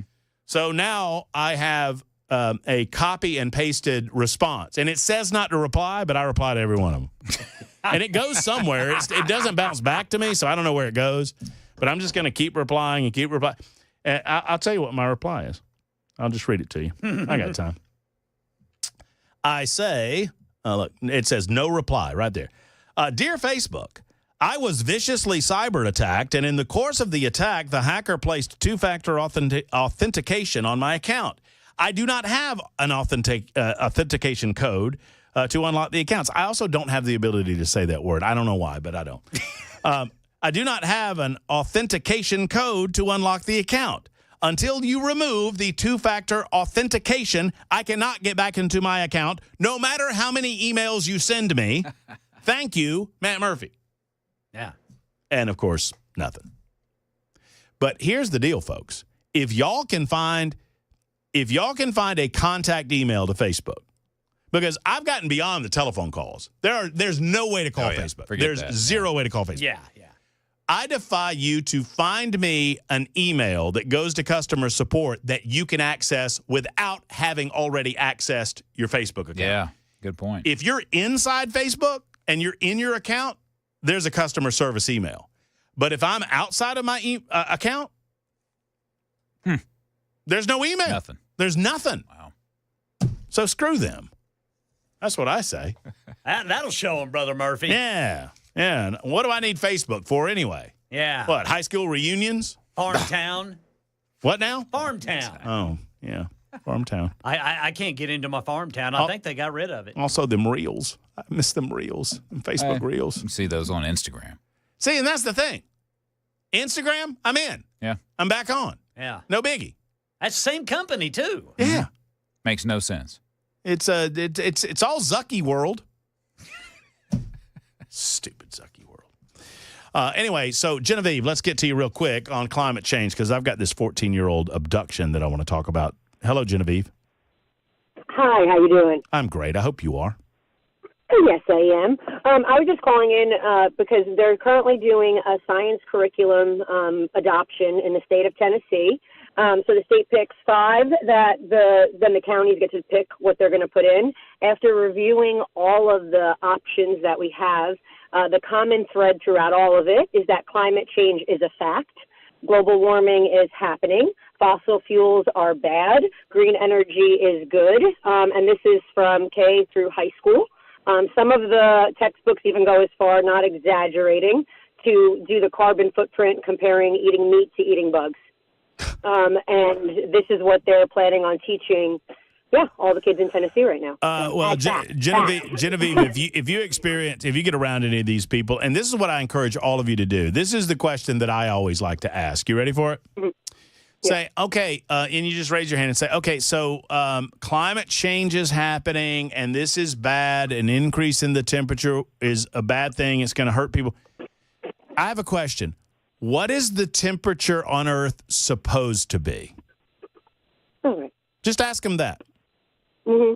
Yeah. But when you're teaching it to a kindergarten, first grader, second grader, and then it goes all the way through high school to these kids, they leave school thinking it's true. You know what I mean? That's the problem for me. I mean, well, that's right, and sadly, if you the situation that I described a minute ago on the Google machine, and thank you, Genevieve, for the call. I appreciate you down there in Williamson County. You go on the Google machine and you say, "Hey, have climate change predictions ever been proven false?" Or tell me about the climate change predictions that never came true. And the AI on the Google machine says, "No, that's never happened." I mean, it just says it. So imagine that you're not a 51-year-old man hosting a talk radio show, that you're a 14-year-old kid trying to do a project on whether or not climate change is real. And you're told by an authority like the big Google machine that it's real. And there's no debate anymore. But that's the big question to ask. I got to go to news. That's the big question to ask, though. When you're in one of these discussions and you've got somebody that's all in on climate change, say, well, answer me this. What's the temperature on Earth supposed to be? Just what is it supposed to be? What is the proper Earth temperature? And watch their face scrunch up. It's time for the news on Super Talk.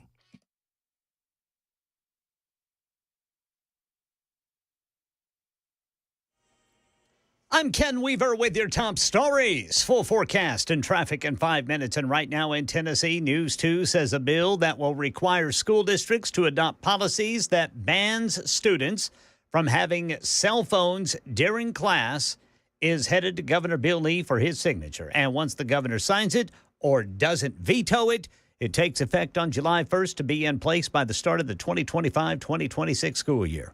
President Trump pausing tariffs on Mexico and Canada for another month. Trump didn't pause tariffs on China, but he told reporters he has a good relationship with their communist President Xi. I have a great relationship with President Xi. But you've spoken to him. It was hurt because of COVID. Thank you, Mr. That's why I don't call it the China virus anymore. He said, please don't call it the China virus. But to be clear, you've spoken to him since January 17th? I don't want to say that, but I have spoken to him. Thank you, And Mr. President. I speak to him a lot. President Trump's Mideast envoy Steve Witkoff warning Hamas not to ignore Trump's demand that all those hostages be released. There's going to be some action taken. It could be jointly with the Israelis. It's unclear right now, but I think Hamas has an opportunity to act reasonably, to do what's right, and then to walk out. By the way, Witkoff says he'll be meeting with high-level Ukrainian officials next week in Saudi Arabia to work on a framework for peace and a ceasefire with Russia. Democrats helped censure Texas Democratic Congressman Al Green today, 10 of them voting with all Republicans, but 12 other Democrats huddled around Green today and started singing. And now they may lose their House committee roles. Add another state to the list of places whose residents are being targeted by the toll road scam. Virginia's Department of Motor Vehicles warning about text messages it isn't sending. You have unpaid tolls, the message says. Please pay or risk late fees or legal action. The text includes a convenient link for payments. Federal Trade Commission urges anyone who gets that message not to click the link, but instead delete it.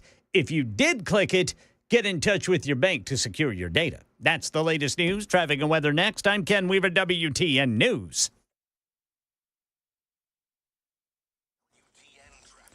We have just picked up another crash. This one's going westbound 40 right there at the 24 split. And is several vehicles involved. The two center lanes are blocked. So is the shoulder. That is the right shoulder, I should say. Traffic every 10 minutes every morning on Super Talk 99.7 WTN.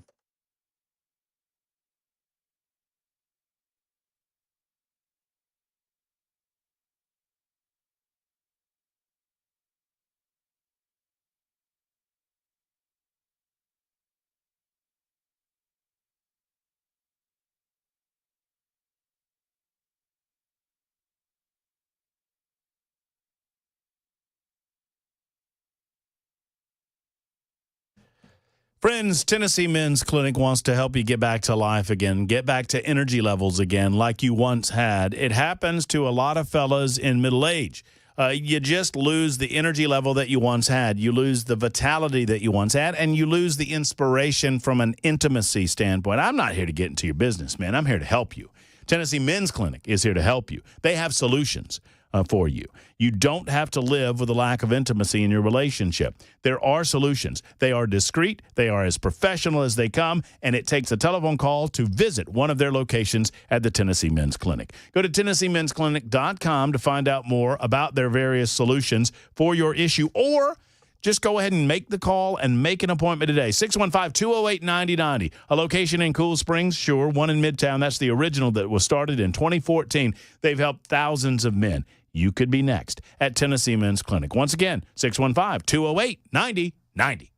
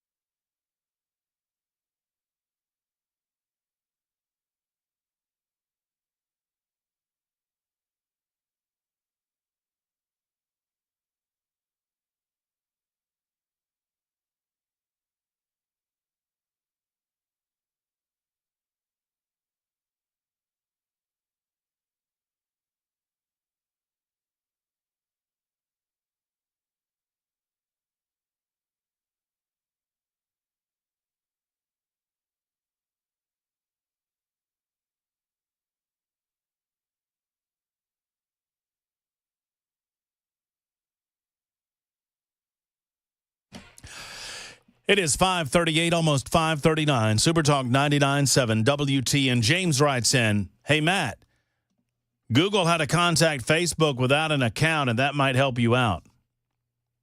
Uh-huh. Okay.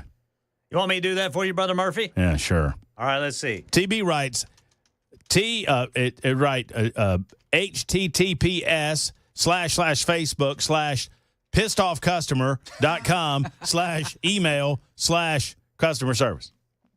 Hey, this is funny. To email Facebook without an account, visit the Facebook Help Center. Nope. Says look for the Contact Us option and Nope. fill out. You have to fill out a form. Nope. Doesn't work? No. Yeah. The Help Center, all the Help Center does is route you circularly back to, you got to sign in. You've got to have, it wants you to create an account. Yep. In order to get help with your account. And you've already got an account. And I've already got an account. Two of them, as a matter of fact. So. Wow. That's not very helpful. No. Tales from the, I don't know what that means, so I'm going to stop saying that web address because that might take people to someplace they don't need to go. I would note, by the way, that it is almost time. We are right against the time for Ninkoops in the news. Oh, yes, sir. And I would note to you, I've not thought about this until just this day because someone wrote me and said, hey, Matt, what's the overall score on Ninkoops in the news? Because we keep a tally. Yes, There's sir. a winner every day. The big Ninkoops. Who brings the big Ninkoops story of the day? Mm-hmm. I don't know how many times Weber has won, but he's won. You've won. Yeah, a few times. On a few occasions. Yeah. You know how many times I've won? Zero. Oh. 0 times. Wow. Really? I thought you won one day. I've won nothing. Nothing. Well. And it's my game. Yeah, you came up with it. You know who's the big winner? Weaver. Mm-hmm. All the Nincompoops we report on. Well, that's true. We got 3 of them right for you. Yes, sir. Ninkoops in the news Yes, sir. time on Super Talk 99.7. You know, we have Ken Weaver's told you what the news headlines truly are. Matt Murphy opines on said same. Chris Weber keeps it all together. And now it's time to look across the state of Tennessee, all across these United States of America, nay, the world, and find where the Ninkoops are and report back to you. And I'm pleased to note that we have 3 good candidates for your amusement and edification today on Ninkoops in the News. The biggest problem with Ninkoops in the News so far, it's been a big-time success as a segment on the Murphy Show in 2025. The biggest problem is I never know who to start with. Yeah. I think I need to create a rotation. We should draw straws. Okay, sure. Here, let me just draw one. Let me draw one. I'm going to put... What are we doing? We're drawing straws. Oh, drawing. I'm going to make What'd mine. you mean? I'm going to make mine paper. I was doing like a little hay bale. Mine's like a little hay bale. Little straw hay bale here. Yep. That means you go first. Okay. You All go right. first, Brother That's Murphy. fine. I will go first. Do it. I got a little head fake on my Ninkoops in the news. All right. We take you to the island of Japan. Ah. Wow. This is Thursday feels like Friday. Is it to anybody else Thursday feels like Friday? A 108-year-old Japanese woman in Japan's Tochigi Prefecture has been recognized by Guinness Book of World Records as the world's oldest female barber. There you go, Brother Murphy. At a gymnasium in the town of Nakagawa. That may or may not. I mean, I plow through them, man. I'm just plowing through them. Just give it a go. That's why I've learned it from Weaver. Weaver gets them right, though. I don't. At a gymnasium in the town of Nakagawa on Wednesday, Hakoshi Shisu was presented with a certificate showing that she is 108 years and 115 days old. Her shop's regular customers and other locals gathered at the gymnasium to celebrate with flowers and a cake. Hakoshi was born in Nakagawa in 1916. After obtaining a barber's license in Tokyo, she opened a salon with her husband in the capital. But her husband died during World War II. She also lost the store at that time. She reopened a salon in Nakagawa town after Don't make me laugh. After the war ended, she still continues to oblige her customers. Regulars often ask her to cut their hair, even at the age of 108. In 2021, when she was 104, Hakoshi took part in a torch relay for the Tokyo Olympics. She says she is happy. She notes that help from people around her has enabled her to continue working for so long. The barber also says that she will keep offering her services as long as there are customers. Guinness World Records recognized a 107-year-old American man as the oldest practicing barber in 2018. Currently separate categories for oldest male barber, oldest female barber, and Hakoshi is recognized as the world's oldest female barber, which is a good idea for me to go over to Nakagawa and present myself for hair cutting. And you might be asking, well, Matt, who's the nincompoop in this story? Oh, yeah, I completely forgot about that. Mm-hmm. Who's the nincompoop? Who is it, Brother Noah Murphy? Peters, the singing barber, is the nincompoop of this story for giving me this trash haircut. There, I'm done. Mr. Weber. All right. Well, you went to Japan. I'll go to China. Ooh. As part of a couple's engagement, a woman wanted her boo to go through the pain of childbirth. Her boo? Yeah. Her boo? Her boo. Yeah. Oh. So boo. The man obviously did not want to do this, but he did want to have children, so he agreed. Grab and squeeze. So the man and his fiancée went to a maternity clinic where the woman's sister worked. Oh, no. The man laid down in a chair, and she attached electrodes to his stomach, and the simulation began. What? Yeah, get this. The childbirth simulation basically works by shocking the participant's stomach with electricity to produce pain sensations comparable to giving birth. Mm-hmm. We're talking about some strong shocks here, so it's important that the person that's operating this machine knows what they're doing. That's where this whole thing goes awry. Oh, no. The operator was not the woman that worked at the clinic, but the bride-to-be herself. She wanted to control the electric shocks, and she clearly did not understand what she was doing. She started easily enough, turning the shocker down to about one of the lowest levels of the 12 that it has, and then she gradually increased the intensity over the next 90 minutes. What? As the shocks got stronger, the man's pain increased. According to Chinese media, he started feeling unbearable pain around level 8 and began to struggle and shout. So you'd say, well, the woman turns the machine off, right? No, she did not. She cranked it up. Wow. At level 10, the man was in such agony, he was crying and cursing incoherently. And then the fiancé turned the shocks up to the max level 12. The man reportedly was breathing rapidly in shallow, violent gasps, sweating so much that they said his clothes looked like someone had dunked him in a swimming pool. Wow. Following the torture, once it finally came to a conclusion, remind you, this was 90 minutes. The man was in such abdominal pain, he vomited throughout the night. Over the next few days, he eventually stopped throwing up and his pain subsided, but then it all came crashing back. A week later, he collapsed in agony, was rushed to the hospital.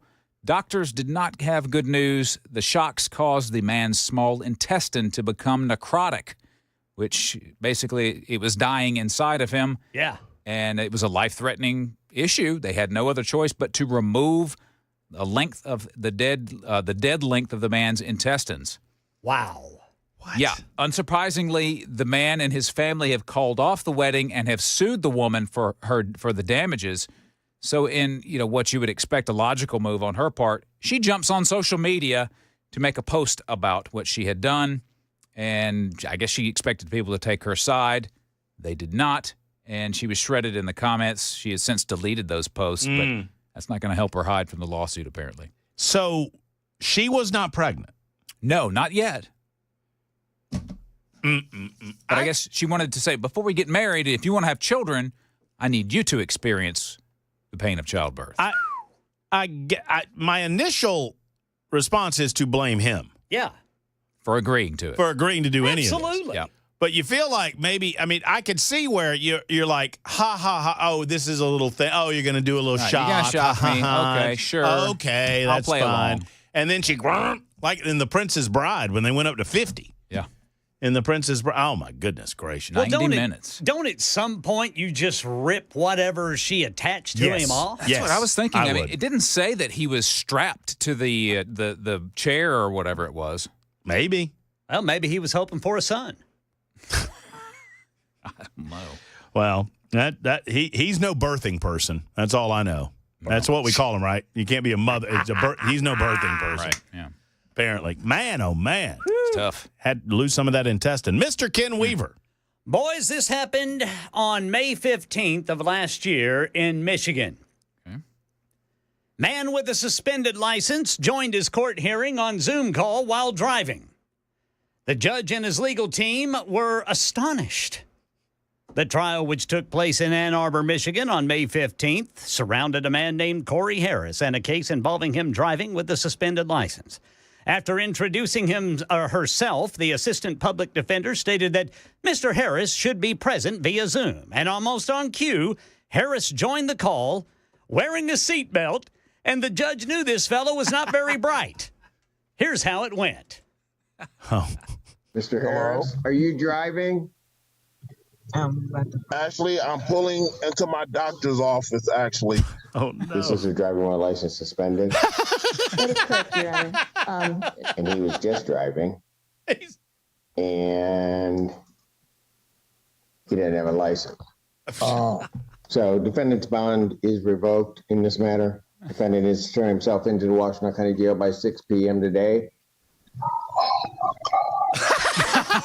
Is that him? That's him. Shocked he was. Oh, no. Yeah, so upon parking, Harris's legal team requested an adjournment of the case for 4 weeks, but Judge Simpson says, no, I'm not having that. And people sitting in the back of the courtroom were seen trying their best to hide their laughter. Wow. So Mr. Corey Harris went right to jail. He's a nincompoop. Mm-hmm. Yeah. He's a nincompoop. You know what? At least he had a seatbelt on, though. Yeah, he did have a seatbelt on. Not to go backwards here, but which one was the nincompoop in your opinion, in your story, Chris? Everyone involved. Everyone in my involved. opinion. Oh, there you go. Oh, my goodness. Great. So driving with a suspended license, and you're going to show up on the Zoom call while driving. While you're driving, yeah. And the judge is just going to let that one go, you think? He wouldn't. He won't notice, I'm sure. That is the definition of a damn nincompoop. There you go. That's Ninkoopoops in the News. Vote early, vote often. 615-737-9986 or on YouTube. Thank you for indulging us. There you go. Ninkoopoops in the News. 51 after the hour. I am fascinated by this story, and I'm going to get into it in just a moment. A 14-year-old boy was found after 7 years missing. His kidnapper was his own mother. And this lands with me different, and I want you to tell me if I'm the one that's crazy. We'll do that story next on Super Talk.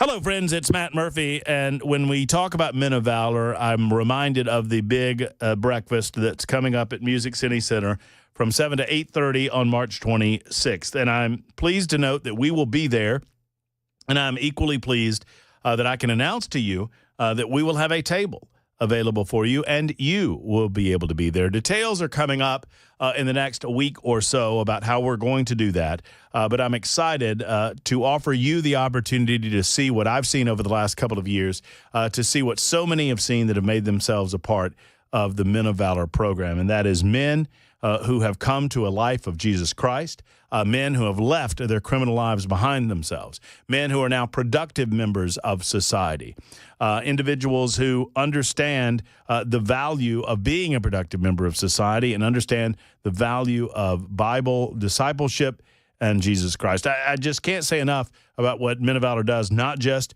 on the spiritual side of things, but also for our communities in the state of Tennessee, because they truly do save us money, taxpayer dollars, bringing men to better lives, more productive citizens. The 2025 Men of Valor Breakfast, you can find out more about that at movministry.com or anything about the ministry, and we'll have more details for you about the breakfast. Go to movministry.com.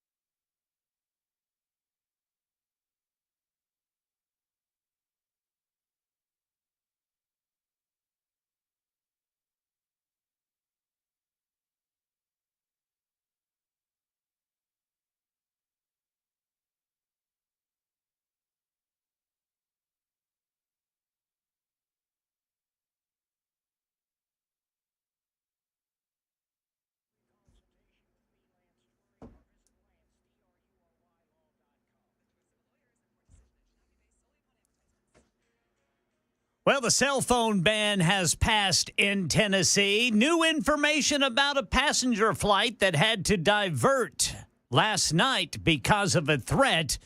Now agents have determined who wrote the note, and charges may be dropped. We'll tell you about it at 6 on Super Talk 99.7 WTN. William writes in, Matt, your haircut's not that bad. I actually like it. Just needs a little more cut off the top and a little more flow for the mullet, but it looks good, brother.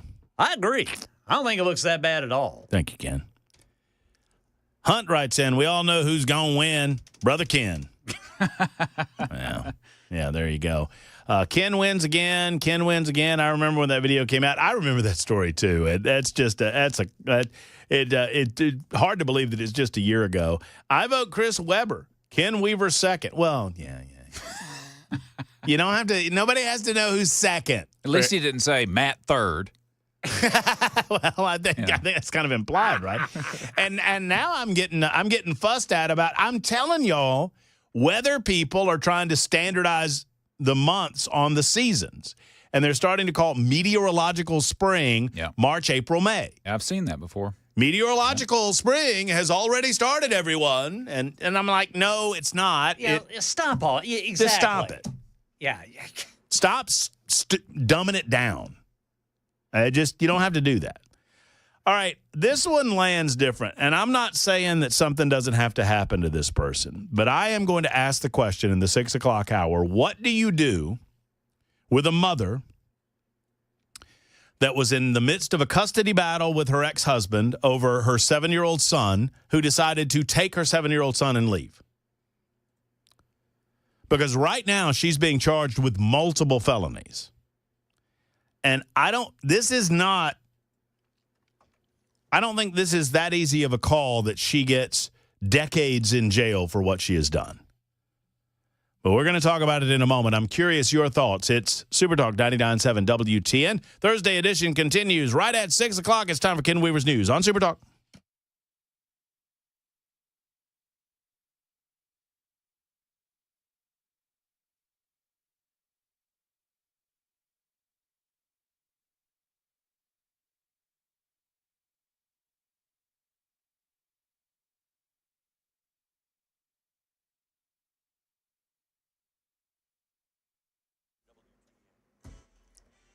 Six o'clock on the dot. I'm Ken Weaver with your top stories. We've got the full forecast and traffic in 5 minutes. Right now in Tennessee, News 2 says a bill that will require school districts adopt policies that ban students from having cell phones during class is headed to Governor Bill Lee for his signature, or he doesn't have to sign it and not veto it and just let it take effect on July 1st to be in place by the start of the 2025-2026 school year.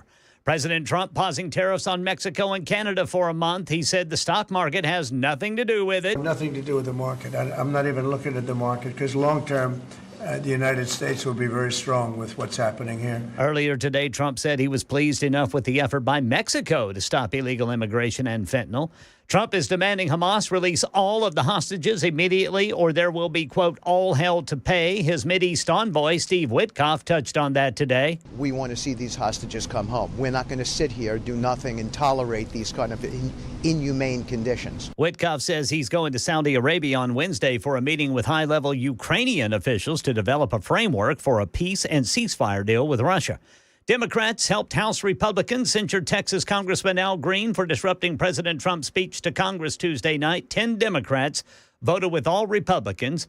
And Green and about a dozen other Democrats then started singing during the censure proceedings. Speaker Johnson wasn't going to have it. Clear the well. The House has to continue its business. And if there are recess, you can do that too. And the mic's on. Just say the House is in recess. Pursuant to Clause 12A of Rule 1, the House will stand in recess subject to the call of the chair. Now all 12 of those Democrats risk losing their House committee roles, according to Tennessee Congressman Andy Ogles. And here in Nashville, a man tells Channel 4 he's having second thoughts about moving his family here after last night's shooting in Antioch. 30 shots fired, bullets flying into fire station number 33 and a car and a 16-year-old's cheek and grazing a 23-year-old. Extremely concerning considering I've only been here for 6 months and I've just started, my family, myself.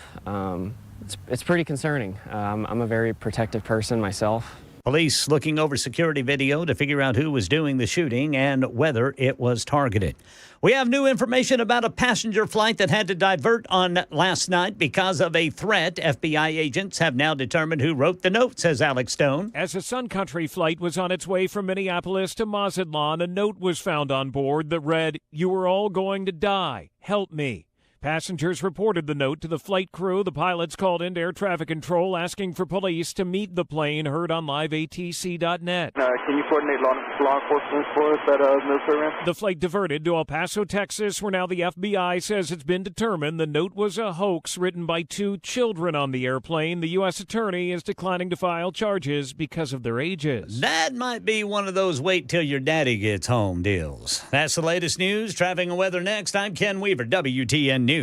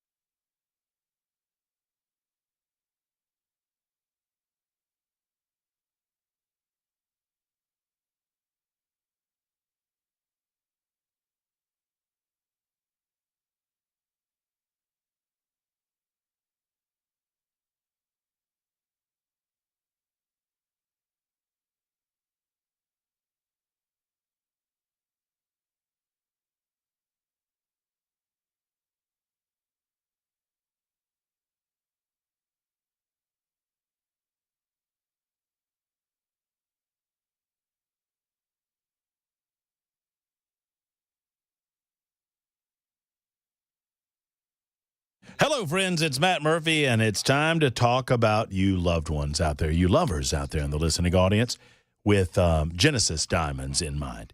As soon as I get my phone to stop talking to me, I'm going to continue to do that. I don't know why it's doing this. My apologies. Okay, now let's talk about Genesis. My phone wouldn't shut up. I'm just telling you, my phone kept yapping at me and it wouldn't shut up. Genesis Diamonds.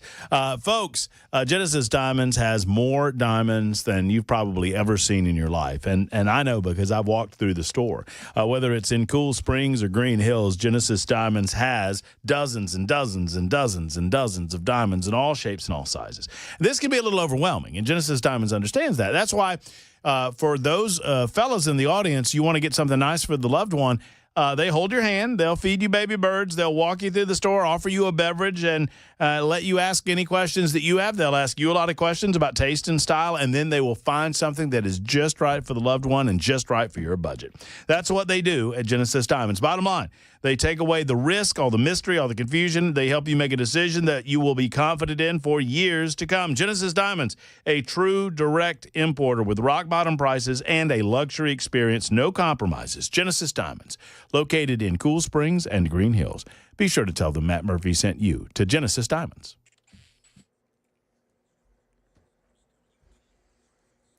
Eastern Split got a crash. The off-ramp partially blocked. That's 40 westbound to go westbound on 24.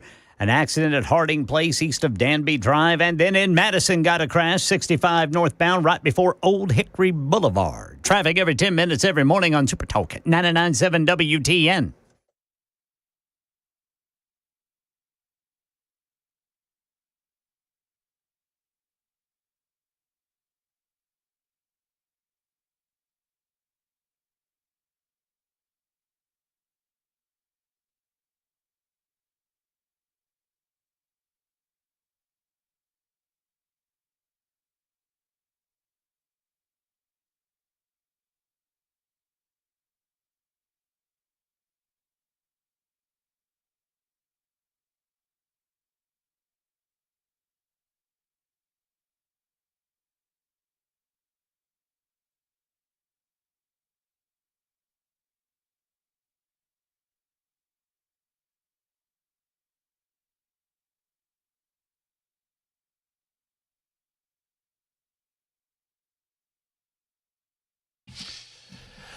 Super Talk 99.7 WTN. We'll get into this story that I want to talk to you about. I need your help on it. I need to know where you're at on it. It involves a 14-year-old that was, quote-unquote, abducted, as the media is reporting it, as a 7-year-old.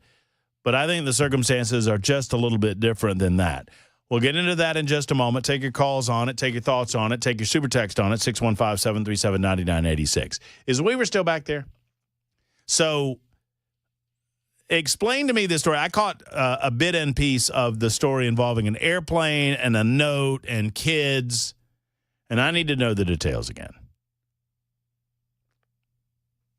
Uh-oh. Oh, so I was asking. Oh, I'm sorry, man. No, you're all good. You're working. You're working back in the corner office over there. What is that, Brother Murphy? I heard bits and pieces of this airplane story, and I wanted you to help me out with it. So explain this. Okay. So, airliner, there was a note. There were kids involved. Talk to me. Yeah, as the Sun Country flight was on its way from Minneapolis to Mazatlan, a note was found on board that read, "You are all going to die. Help me." Passengers reported it to the flight crew, which called into air traffic control asking for police to meet the plane. Looks like it was diverted to El Paso, Texas, where now the FBI says it has been determined the note was a hoax written by 2 children on the plane. The U.S. attorney declining to file charges because of their ages, but it is not giving what their ages are. That's what I was going to ask, how old these kids were. So that's why I said it might be a wait till your daddy gets home type situation. That's what my ears perked up when you said that, because it's either wait till your daddy gets home or wait till your daddy gets the invoice for the police dispatch. Yeah. And then wait till your daddy gets home. It reminded me some of this memory is just indelibly burned onto my brain. When I was in the 7th grade, someone bet me that I wouldn't moon the class. And so I did. Of course you did. Mrs. Bradshaw left the class. Oh. And she went out in the hall for something or another. I think she was like a witness to a paddling or something. I don't know what was going on. But anyway, I took the opportunity and I ran up and I flashed my buns to the class for some reason. I don't know why. I was in 7th grade. I was 13 years old or whatever. And then I went and I sat back down. Well, I thought everything would be fine. Miss Bradshaw comes back in, and of course, looking back on it as an adult, there's no way that something doesn't get questioned because everyone has changed. Oh, yeah. And the class is giggling and tittering, and they think it's funny, and and Miss Bradshaw's like, what happened? And nobody will tell her. Well, Kendall Adams, who was never forgiven by me, Kendall Adams, who, if I was still on Facebook, is following me on Facebook, and Kendall told on me. Wow. Now, Kendall swore that Miss Bradshaw was the cool teacher, and Kendall swears to this day, if I had her on Facebook, I would get her on the phone, and she would say on the phone, well, she's told me this in adulthood. We've talked as adults, and she was like, I didn't think she would do anything. She was like wanting to know, and so after class, she was like, Kendall, what happened? And so Kendall told her. She said, "Oh, so she was the class rat." That's what it tells me. Yeah. So Ms. Bradshaw knew who to ask. Yep. And so after class, Kendall told. Well, after school, guess what? Little Matt Murphy gets called into the principal's office, and there's my grandma looking horribly disappointed. Horribly disappointed. And that was awful because Ma had been crying because I'd mooned the class, and there were like four of my teachers were in there, and the assistant principal. And I walked in and I saw that my grandma had been crying, and it was awful. Oh, it killed you. Awful. Absolutely destroyed you. Awful. I thought that was the worst I was going to feel. Yeah. But then Ma got me in her little pickup truck, and we were on the way home, and she said, "I don't know what your pa's going to do." Oh boy. And that's when I realized that this might be escalating by the time we got home. So we get home, and I go into my room, and she said, "You might just want to make yourself scarce." And I'm sitting in the room, and that hour and a half between the time that we got home around 3:30, my grandpa got home around 5:30, so maybe it was 4 o'clock. It was horrible because I thought that he was going to beat me to death. Mm-hmm. I was pretty convinced that he was going to take some sort of object and beat me until I was no longer alive. And he gets home, and when his truck pulled up, his big work truck, oh my gosh, I remember it. It freaks me out right now because I thought I'm about to get beaten. You could hear it. Oh, I heard the truck, and I heard him get out, and I heard him. He's coming. He's talking to Mr. Ed. Ed, what's going on? Hey, ha, ha, ha. They're laughing, all having a good time. Dogs barking. Get out of the way, Jingles. And all I'm sitting there, oh, no, I'm going to get killed. And then he comes in, and I hear, what? Huh? What?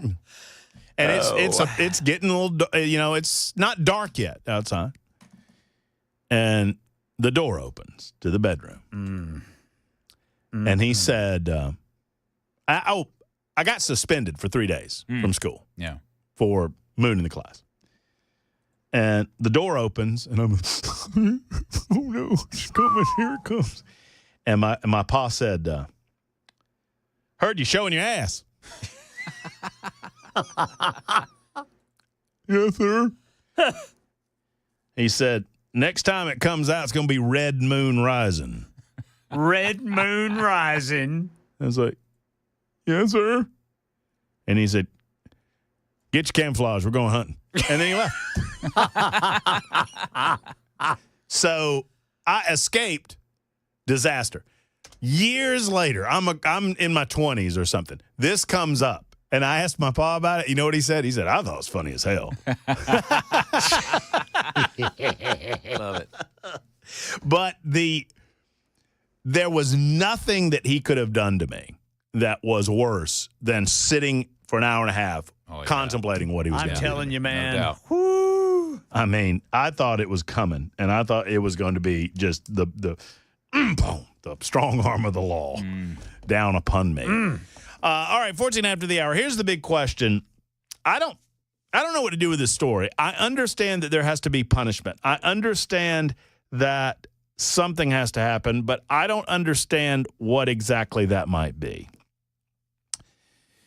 The backstory is this.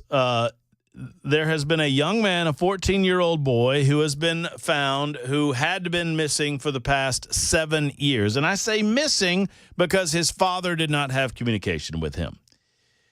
He was found in late February in Colorado, according to the Douglas County Sheriff's Department, which announced on Wednesday the finding. The 7-year-old kidnapping case, which was featured on Netflix's Unsolved Mysteries, finally came to an end February the 23rd when Abdul Aziz Khan was found after being missing since November 17th of 2017. Police say that they responded to a call from a homeowner in Highlands Ranch, Colorado, for a possible burglary or trespassing at approximately 3:37 p.m. February 23rd. This home was for sale, but the owner saw via surveillance cameras 2 people entering through the back of the residence. When 2 deputies arrived on the scene, they discovered a vehicle parked in the driveway with 2 children inside of the car. 2 adults, 1 man and 1 woman, came out of the house and identified themselves as associates to the realtor, according to Douglas County Sheriff Darren Weekly. Deputies then began asking questions because they, quote, felt like something was up.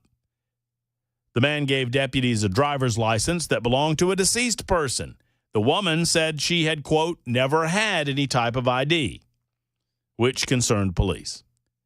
A quick scan of fingerprints revealed the woman to be 40-year-old Rabia Khalid, the missing boy's mother, who already had a kidnapping warrant issued for her arrest. So obviously, these 2 people did not want to give their real identities because they knew that they were wanted in association with her kidnapping her own son. The other adult was identified as 42-year-old Elliot Blake Bourgeois. I think I'm pronouncing that correctly. Who is Khalid's husband, but not the boy's father. Both Khalid and Bourgeois were arrested and charged with second-degree kidnapping, forgery, identity theft, providing false information to authorities, and trespassing. Both children were taken into protective custody. The older one was identified as Abdul, the 14-year-old missing boy. The name of the younger child is not being released at this time. Decisions about where the children will be placed will be determined by the court, according to police. The deputies got them food. They watched Blue's Clues at one of the neighbors' houses to try to keep the kids comfortable and calm while they conducted the investigation.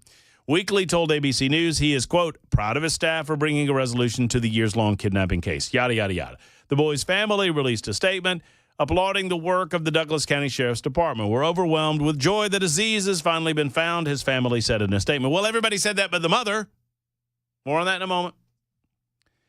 Rabia Khalid and the boy's father, Abdul Khan, separated in 2014 when the boy was 4 years old.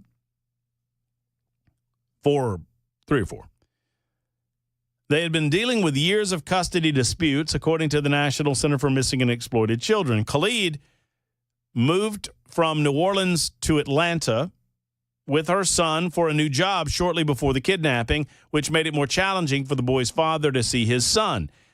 She was with Bourgeois at that time. Okay? So they moved from New Orleans to Atlanta. On November 17th, 2017, the mother did not show up for a custody hearing in Atlanta. She apparently had at least temporary custody of the boy at that time. And then she left, and she has not been seen until this year. Now, when this story was originally reported this morning, it felt like, it's reported as a kidnapping case. This is the boy's biological mother. And there was and I understand the father has rights. And I understand that you can't just leave with a child during a custody dispute and expect that that's going to be okay. But is this kidnapping as we understand it? This does not feel like kidnapping to me in the classical sense. And maybe I'm the one that's crazy. I've not heard, and I'm awaiting more information, but according to everything I can find, the boy was well fed, well taken care of. The boy seemed to be loved by his mother and his, stepfather. Now, once again, I feel like punishment has to be meted out. But the charges in this case seem already a little extreme to me. Because second-degree kidnapping, forgery, identity theft, and everything else that they're charging them with is associated with the fact that they misidentified themselves at the time that they were questioned. Forgery, that has to do with the guy giving them a dead guy's ID. Identity theft, that too. Providing false information, that too. Trespassing, they were in the house. So there's some gaps in this. I don't know exactly where they were living, but everything that I've seen indicates that everybody was happy, healthy. No child abuse going on. And I wonder if this is landing a little differently with you too. Once again, our children are not wards of the state by default. And I recognize that fathers have rights. But this doesn't seem like kidnapping to me in the classical sense. Once again, I'm willing to listen to your thoughts on it. 615-737-9986. 615-737-9986, 21 after the hour on Super Talk.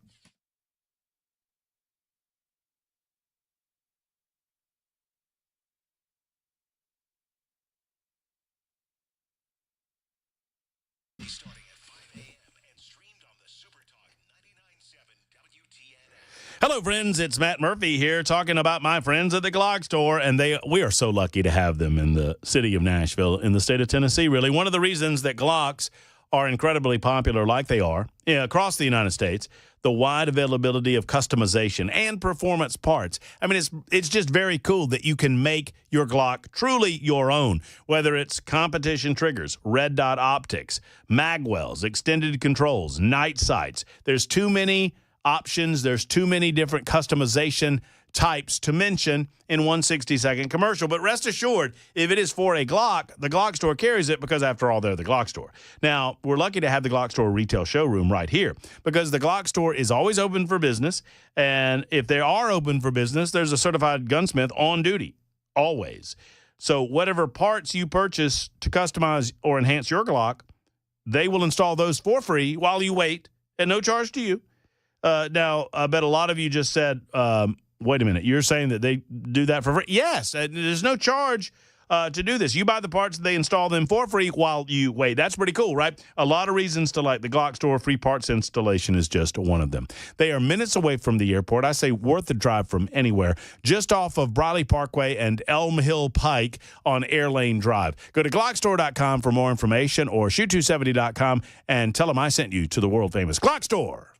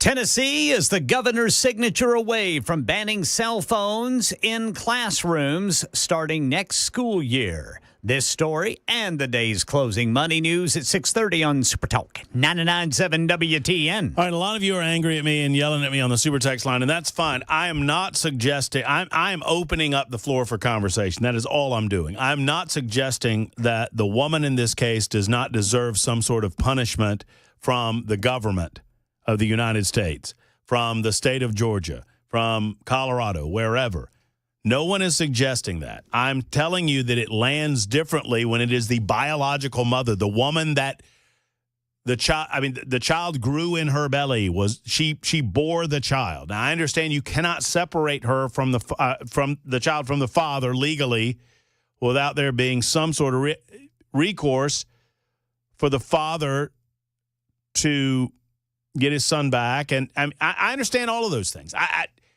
I'm not even saying that it doesn't meet the legal definition of kidnapping. I'm telling you, when I heard about the story, I heard about a 14-year-old kid that had been kidnapped 7 years ago and was found. And when I heard that, I thought, oh, my gosh, the mama and daddy are going to be, they're going to be elated. They're going to be so happy. No, wait a minute. The mother kidnapped him? And that changed it for me. All I'm telling you is it changed it for me in my mind. I'm not telling you necessarily how. It's just a little different. And I believe my instinct is indicating to me that there's more to this story.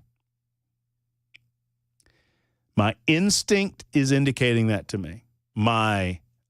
What is wisdom but knowledge and experience, knowledge gleaned through life and experience. And I think there's more.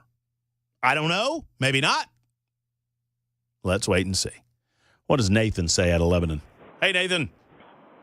Yes. How are you doing? Good. How are you? I'm good. What I believe what is going on here is a simple case of, if the dad would have taken that kid 7 years ago, it would have been front page news every day, all day, kidnapping.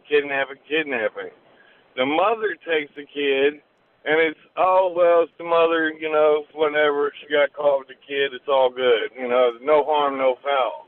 Well, no, that's not what it's. Not to interrupt you. I understand what you're saying, but in this case, she's being charged with like 14 different things. So it's not no harm, no foul. None of it to do with the kidnapping. It's one charge with the kidnapping. Everything else is a bunch of BS charges that they're just trying to stack on there. But as far as the kidnapping goes, if that would have been the father that took the kid from the mother, that kid would have been gone 3 days before it was found, because they would have put way more resources, way more effort, way more everything. But it's female privilege. Yeah, it took 7 years, there's no doubt, and one wonders why in the world that it took so long. It took shows like Netflix and Unsolved Mysteries. I don't disagree with you there, Nathan, that the courts have for a long, long time, and look, I don't have any kids, so I'm at a loss to speak to most of this with any level of authority, so I don't pretend to, but I have experienced enough on this radio show, and I've experienced enough through just life to know that, sadly, for a long time, the courts have looked at parenthood differently when it comes to the mother and the father. It feels that way, doesn't it? Does to me. So I'm not doing anything but asking if it lands a little differently for you. 9104 has their finger on the pulse of this radio show when they say, and it's talking about me, lying about climate change, claiming kidnapping isn't kidnapping, and not being smart enough to tackle two-factor authentication. Good show, bud. You hit the trifecta. Big fan. I think those get progressively worse as you go on, too. I think you got them in the proper order. It's 31 after the hour on Super Talk.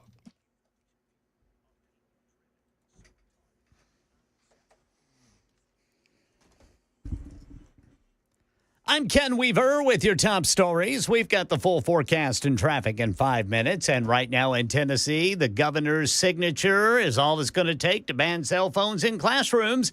The bill passed the State House earlier this week and the State Senate today. It says school districts must adopt policies that ban kids from having their cell phones during instruction. There could be some exceptions. Once signed by Governor Law, this bill, or rather, once signed by Governor Lee, this bill becomes law in July in time for the 2025-2026 school year. Governor Lee blocking Chinese AI tools DeepSeek and Manus from state networks. Tennessean says Lee is citing serious threats to data privacy. It comes after Attorney General Jonathan Skrmetti issued a wider consumer warning about AI products that are controlled by or accessible to the Chinese Communist Party.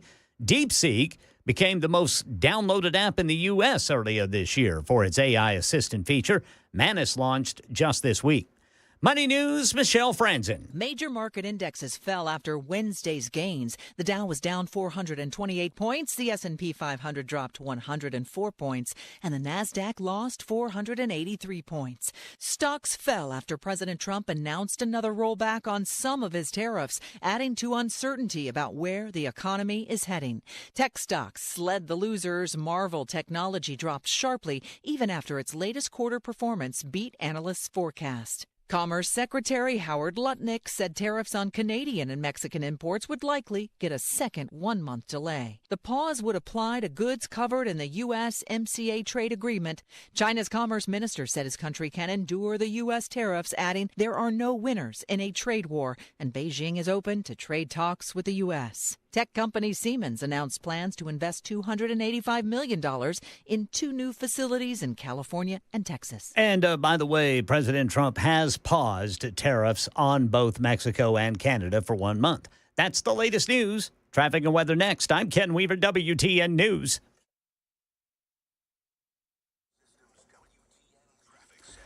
Eastern Split still have a crash, partially blocking the off-ramp 40 westbound to westbound 24.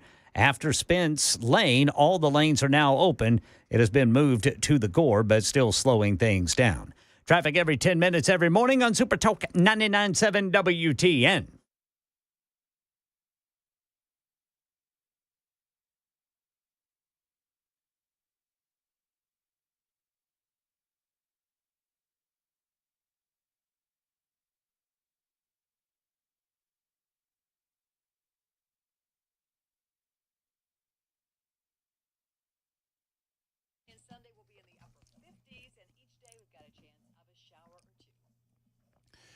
Hey, friends, Nashville Safe House is located on 4th Avenue South, right here in the heart of Nashville, Tennessee, the Music City. Whether you're looking for a gun safes are always sales tax-free at Nashville Safe House. Perhaps you're looking for a jewelry safe. They have those as well.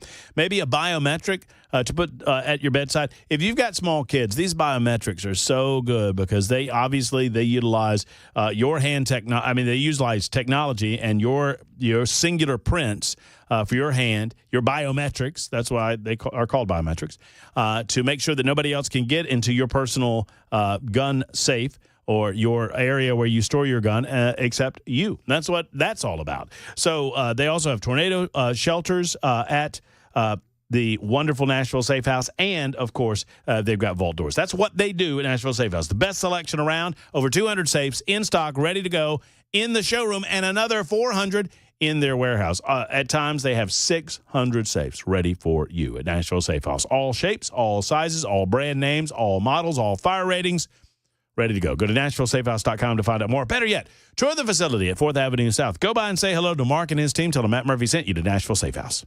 Did you know you're overpaying for your health and wellness products? With over 20 company-owned brands offering its members vitamins, supplements, wellness, and skincare products, you're able to save up to 70% off retail. Members Nutrition can't change your life, but we can change the way you live.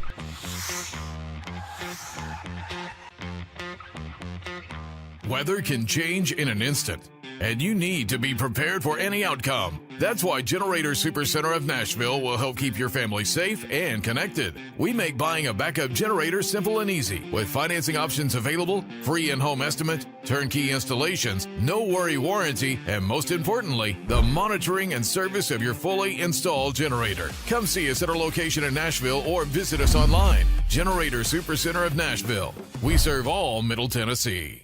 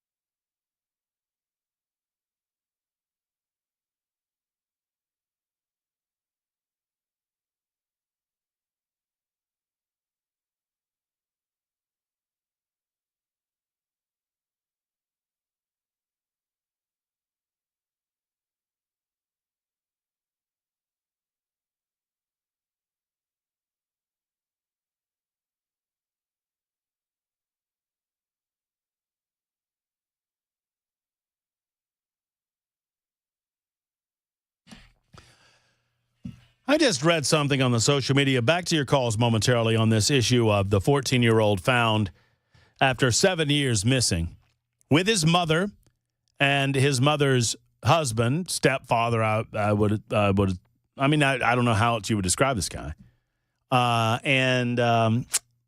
It's just a very interesting story. I'm once again want to reiterate, it lands differently that it is the mother that took the child. That doesn't mean that it isn't against the law to keep the child from the father. I just believe there's more to this story, and we'll find out together. And if I'm wrong, I'll say I'm wrong, and if I'm right, I'll say I'm right. But I just saw something. You know how much Elizabeth Warren is Pocahontas. Yeah. Who said that Donald Trump was using a racial slur against her. It's, okay. Ma'am, that's called a nickname.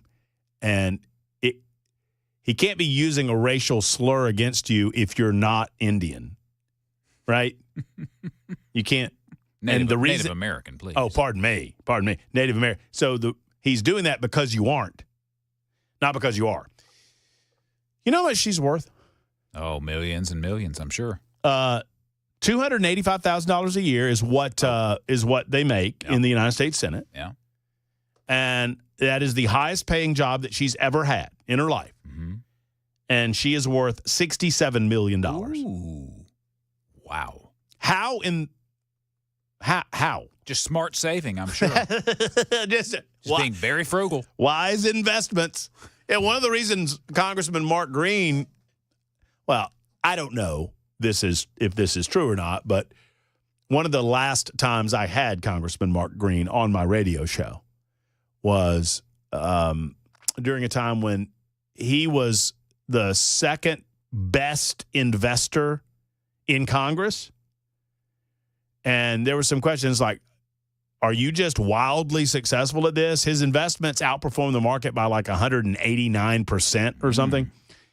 And it was number 2. He was only bested by one under the congressman. I was like, is this just a wildly success? He goes, I've got a great guy in Clarksville. I was like, what's his name? And he refused to give me his name. He said, well, I don't want to cause him any negative publicity. Like, okay. And then suddenly he wouldn't, I don't say suddenly, but I don't know if those two things are related or not. Let's put it that way. But I just think it's interesting. I think it's interesting how insanely successful so many of these congresspeople are at investments. It's just uncanny. It's almost as if they've got inside track of some sort. All right, back to this kidnapping story with Robert in Brentwood. Hello, Robert.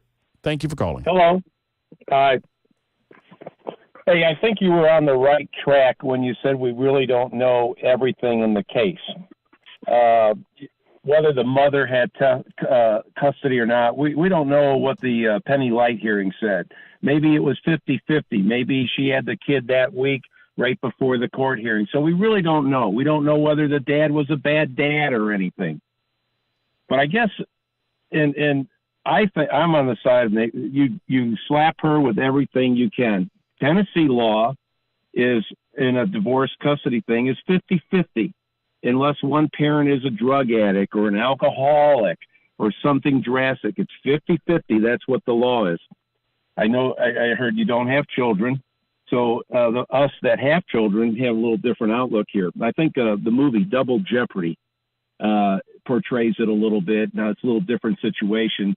But basically, the last scenes of where the mother, Ashley Judge, finally sees her kid after all those years, it put you in tears. It put you in tears. And you don't have to have a kid at all, see what's happening. So I agree with Nathan. You go down to Williamson County down here on Tuesday, divorce day, or pick your county. Pick your county in Tennessee. They're all the same. If it's just a temporary situation, maybe it's such as this, you have a temporary parenting plan. You get them that week, they get them that week. You have the phone call this day, that day, this time. It's all laid out. How do we know? Maybe the father wasn't getting phone calls. And so what happens, and you just go down to these courthouses. The father goes into court. He says he's not getting phone calls with the son and all. The mother gets the hand slap. What happens to the father? 2 days of contempt in the jail. The mother doesn't tell the father about school activities, sports activities, whatever. He finds out from neighbors or friends at work. We slap the mother's hands. Nothing happens. We need to set an example here. That kid lost 7 years from his father, and this show normally talks a lot of times about areas in the projects and all where we have no fathers and how terrible that is. Well, here's a father where the mother took the kid from the father. That's just as bad. And she ought to get slapped with anything and everything. Once they found her, they then lied. And her new husband he's an accessory to it, and he ought to be charged. And that child ought to be taken away from that mother. I think you might, is it, and I'm not arguing in favor of any of this. I'm opening up the floor for conversation, Robert. I hope you understand. Part of what we do is, I'm not casting aspersions at anybody's difference of opinion, but you suggest that, what if he didn't know? What if his wife told him, no, I won custody? I don't believe that necessarily, but all I said, and I think, Robert, you'll understand at least. You might disagree, but it lands differently when it's the mother versus a stranger. Would you not agree with that? Oh, yeah, I totally agree. We did not know all the facts of this case, but right on the outset here of everything, well, why would anybody? I don't care if she is the mother. There's a father involved. The law is 50-50. I do. Well, but see, I do. I understand the father has rights, and I understand that the father is one of the aggrieved parties here, and I think the son is aggrieved in as much as they were not able to see that. But you mentioned we don't know all of the facts. What if a part of the fact-based analysis is that the father was abusing the child? Well, that's what I said earlier. We don't know. Maybe maybe he's a bad father. Maybe this, maybe that. But all you really have to do, get a good picture, go to any courthouse on divorce custody day in the state of Tennessee and listen to it. Boy, I bet it's bad. I bet it's really bad. It's bad. It's terrible. And you'll spend, in this case, well into 6 digits. I finally got custody of the child, okay? But he had to go to court twice. And the court knew about the alcohol abuse and everything. And they turned their head. They turned their head to it. And until the son comes in around age 12, they can come in and they say, "Hey, look, this is what my mom's doing." I feel like, but based on and we might find additional information, Robert. And thank you for the call. Thank you for the analysis. I appreciate it. And I don't think anybody's wrong here. I just think it's an interesting topic for discussion. I just feel like there's more to this story, and if it is determined that the mother did not abuse the child in any other way outside of preventing the child from seeing. I don't think that preventing the child from seeing the little boy's father is abuse. Maybe that could be argued. But I don't think it's the classical type of abuse when we talk about child abuse. But the mother takes the child away from dad, goes away. They live a peaceful existence for 7 years. Obviously, they're hiding from the law. And by the way, I don't think that the bourgeois guy knew. I was just throwing that out there for conversation because he gave the cop a fake ID. So obviously he knew to do that, which indicates that he knew that there was something bad going on. I just feel like there's something else happening here. That's my take on it. David is next in Nashville. David, what's up? Hey, here's the actual facts of marriage and laws. When you go get a marriage license, the state makes a contract between the state and the female, and then between the state, like a triangle, and the male. That's why it's different, because there's no contract between the husband and the wife. The only way you can break that chain between the state and the two individuals is you write it down in a family Bible, you go see an attorney, and you make a statement that each other that you marry each other and that you're responsible for each other's life and your welfare, your finances. But otherwise, your marriage is only approved by the state, between you and the state, not between each other.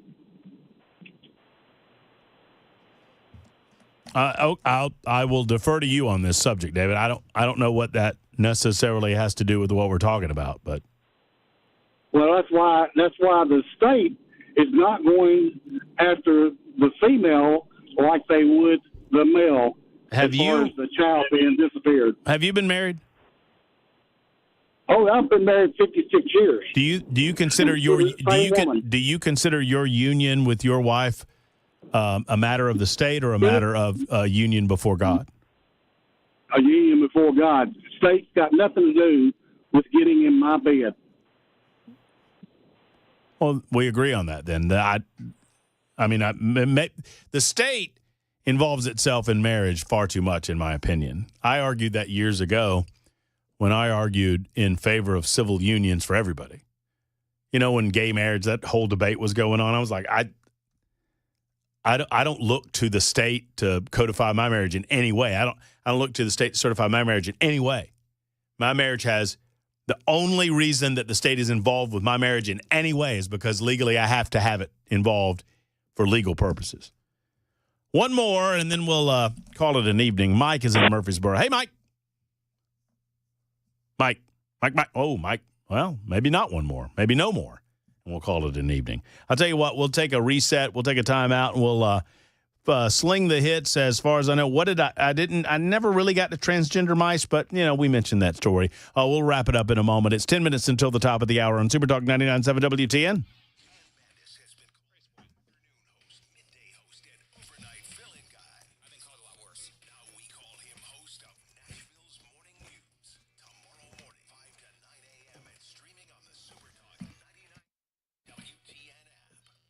Hi, friends. It's Matt Murphy. Grace Point Healthcare is affordable, convenient, and comprehensive medicine of a direct pay variety. Why is this superior? Because, one, they charge you less. That's first and foremost. I'm just telling you that from my personal experience. They are a primary care provider. All of the treatment decisions will be made between yourself and their medical staff and your doctor, not your insurance company, and that's important to me. Whether you're paying by the visit or you enrolled in the Smart Care plan, you'll always know you're getting exceptional care at an extremely affordable price. As a matter of fact, the basic Smart Care plan, $69 a month, and that includes all office visits. All of your visits are covered for the year for that $69 a month plan. Plus, they give you free basic labs and diagnostic testing. That's a pretty good deal. And friends, at Grace Point, there's no long wait time. You don't have to worry about that. You don't have to worry about that for your family or yourself. And at Grace Point, a lot of times they'll do house calls if you are too sick, too bad, feel too bad to leave the house. Grace Point will treat your whole body, and they don't allow the pharmaceutical companies to get in the way either. You really can afford exceptional medicine at your convenience. Grace Point Healthcare. Modern medicine delivered the old-fashioned way. 599-6868. That's 599-6868.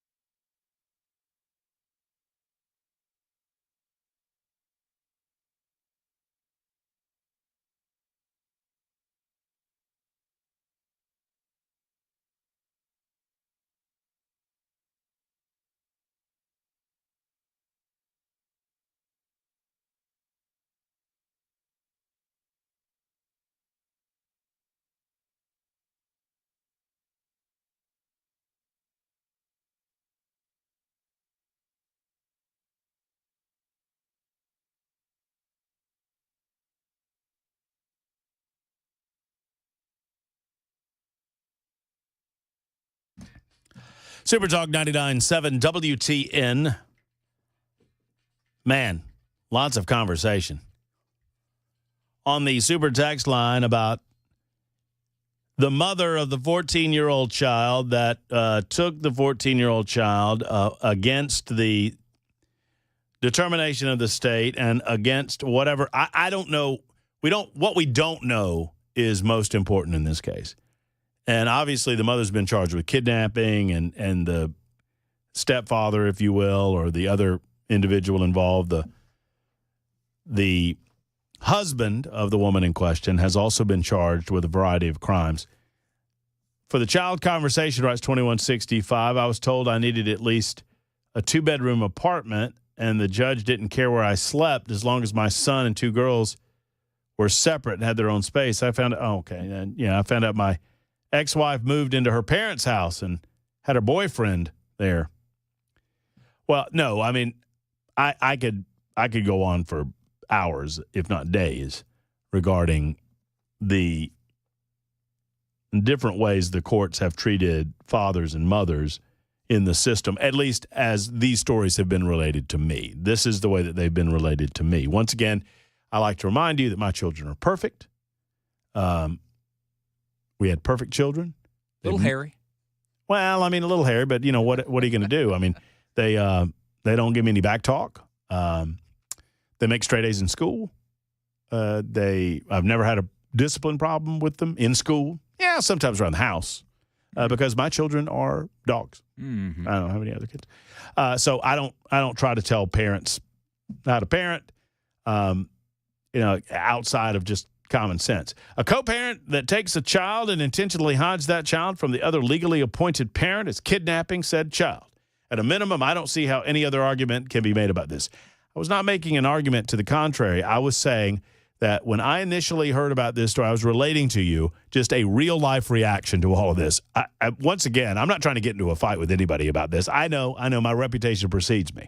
My point is, when I first heard this story, I thought the kid had been kidnapped by a stranger.